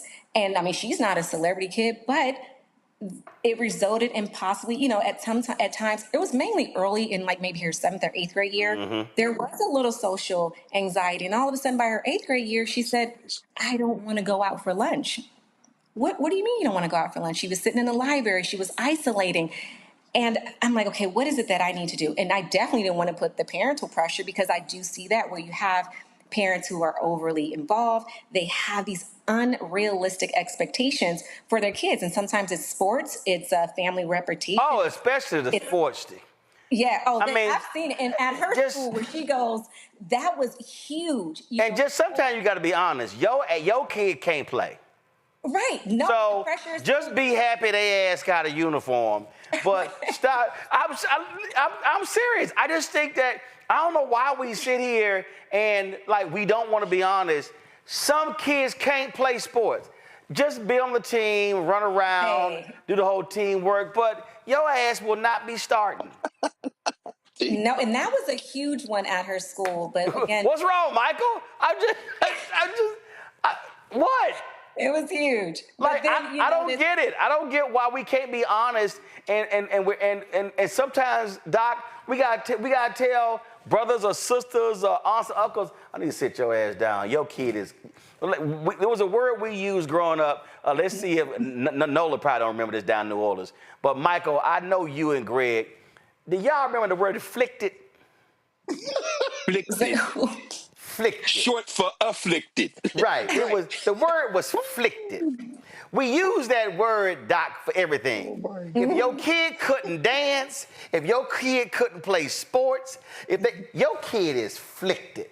Sometimes we just gotta go ahead and let folks know, I think you putting a little too much pressure. That kid is not gonna be great at that. So stop trying to make them something they not, because that's just a level of pressure. Not going. No, I mean, no, when you look at the psychological consequences with parental pressure, we're creating kids who are being raised dealing with anxiety, they're dealing with the depression, they're constantly feeling like they're a failure, they're dealing with the perfectionism. Any little mistake that these kids are making, they are feeling unloved and disposable. And now what they're doing is dealing with emotional suppression. There's no safe outlet for them to even talk or cry. Why? Because they can't go to their parents, and maybe they may not have insurance to even go talk to a therapist. So now you have suicidal ideation. I'm feeling like death is the only escape from whatever pressure that I'm feeling at this point. All right, Nola, come on. Make your question quick. A question, not a statement, a question. Not a sermonette, a question. I did very well in English. Thank you so much for that, for walking me through that. See, thank you. You so wasted much. time. You do this every time. You try to be petty, and then you waste time. Now, come on, ask your question. Oh, you mean match your petty? You mean match your petty? See, you wasting time. Don't let me thank Doc and close this out. Come on do now. What you want to do. Ask your do question. What you want to do. My question is everything that you just said about cost and availability and all these things. I guess what I'm trying to get at is there some larger social test that can be constructed like the doll test? If to be able to catch this in other ways outside of students, coming to an office, considering everything that's being rolled back, with insurance is going to be more expensive, like all the things that are happening. I'm just trying to figure out what could possibly be a social, cultural way to be able to catch this. If you don't have the money to pay you, or the time, or the availability. I'm just curious, is there something out there? Is there a tool out there that already exists like that?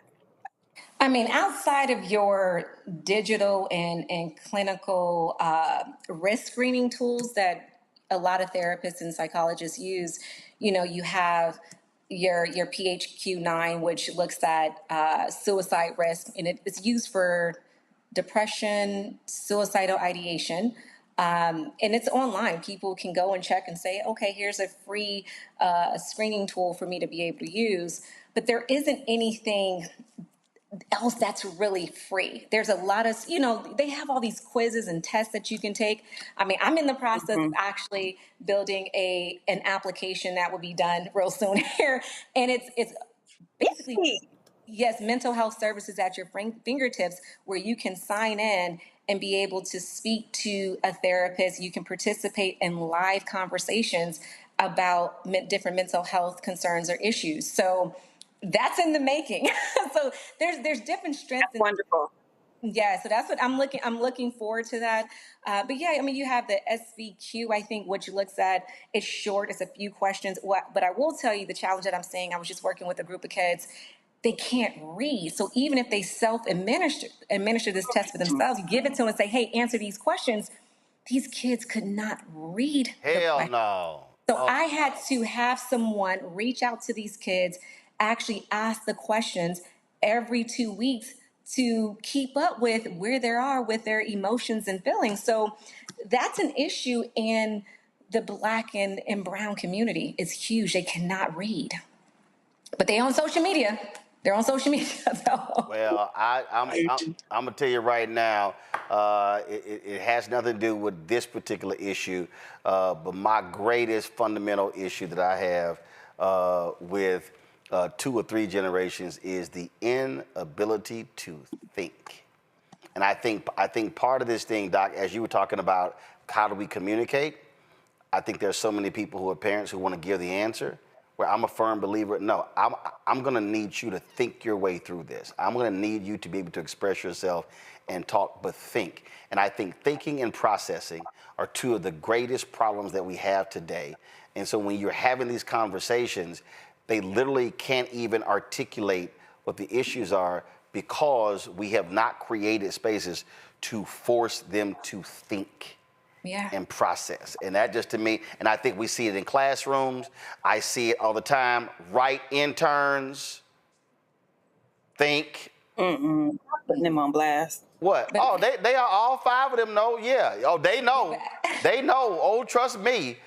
Oh, trust me. They know. Again, so we have think sessions. I ain't giving you the answer. You got to think. But again, this is something that, for me, I did this with my nieces when they were early. No, I'm not giving you the answer. Yeah, I'm not. You know, but when we're talking about the Black and brown community, a lot of these kids or youth or young adults can't think because their parents can't think. And when you look at the causes to inability to think, these parents are under a lot of chronic stress. They're dealing with depression and anxiety. There's even what I'm seeing undiagnosed learning differences. Mm-hmm. So, you know, their trauma responses freeze, disassociate. So no, they're not thinking. There's a cognitive fog. There's a mental shutdown. There's disorganized thoughts. So how are they going to teach their children to think when these parents can't think, but they're the same parents that either is either negative or positive, overpressure to perform. Yep. The invalidation part that comes with, hey, telling your kids, hey, get over it, or you're being dramatic. You know, there's no room for failure. I'm quick to tell my daughter, it's okay if you fail, but what we gonna do about it to recover? A lot of these parents, because they are stressed, they're creating adults who are emotionally unavailable. Why? Because their parents are unavailable. Parents aren't listening. They're distracted. They're dismissive. The parents are on social media. Then you have just the toxic criticism. I hear so many parents, they're yelling, they're cussing. I'm going to threaten you with punishment. That didn't go on in my household. I did really well with my kids. So when I look at her and I look at some of the kids that may come to our practice, or when I talk to parents to kind of walk them through things, I'm like, you guys aren't even talking about mental health. They're ignoring the signs and refusing help. It's like, what are we doing here? Indeed, indeed. Doc, what's your website if people want to reach out to you? ttmcounseling.com. All right. Dr. Tatiana Melendez, we surely appreciate it. Thanks a lot. Thank you. Folks, last issue here real quick. I just saw this on social media, and I had to go ahead and play this here. And it's the perfect way to end the show with Samuel L. Jackson.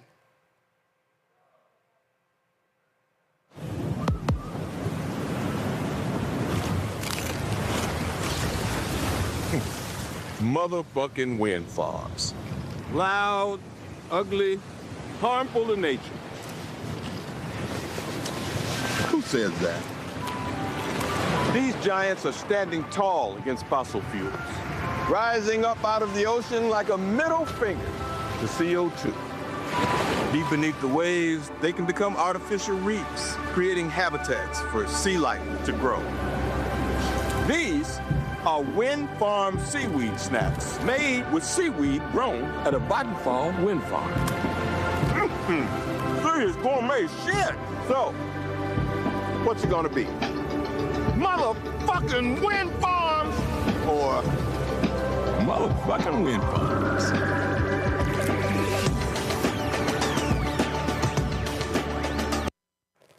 Oh, man, there you go right there. So now that's selling a product. We ain't selling a product, but, you know, anytime you get Samuel M.F. Jackson, you got to go ahead and just play it. All right, y'all, that's it. We got to bounce tomorrow. Got a great special edition of the show. We're going to have 2 fantastic book interviews. Ellie Mitchell talks about his particular new book, about some new laws that should be written. And the second is going to be a book author talking about the group of black paramedics in America. The first paramedics in America, African American out of Pittsburgh. You don't want to miss those 2 conversations. All right, folks, support the work that we do. Join our Bring the Funk fan club. This is how you can support us. Join our Bring the Funk fan club, Cash App. Use a Stripe QR code right here. Check that out. Of course, you can use that for credit card applications, credit card sales as well. Check some money order, make it payable to Roland Martin Unfiltered, P.O. Box 57196, Washington, D.C., 20037-0196.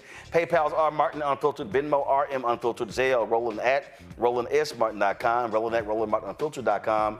Download the Black Star Network app, Apple phone, Android phone, Apple TV, Android TV, Roku, Amazon Fire TV, Xbox One, Samsung Smart TV. Be sure to get my book, White Fear, How the Browning of America is Making White Folks Lose Their Minds, available at bookstores nationwide. Also, of course, get our Roland Martin Unfiltered swag by going to shopblackstarnetwork.com. Shopblackstarnetwork.com. You can check it out there as well. Then, of course, if you want to get our black-owned products, support them by go to our marketplace at shopblackstarnetwork.com. Also, if you want to download the app Fanbase, do so by going to App Store, the Google Play Store. And if you want to invest, go to startengine.com/Fanbase. Folks, that is it. I'll see you tomorrow right here, Roland Martin Unfiltered on the Black Star Network. Holla!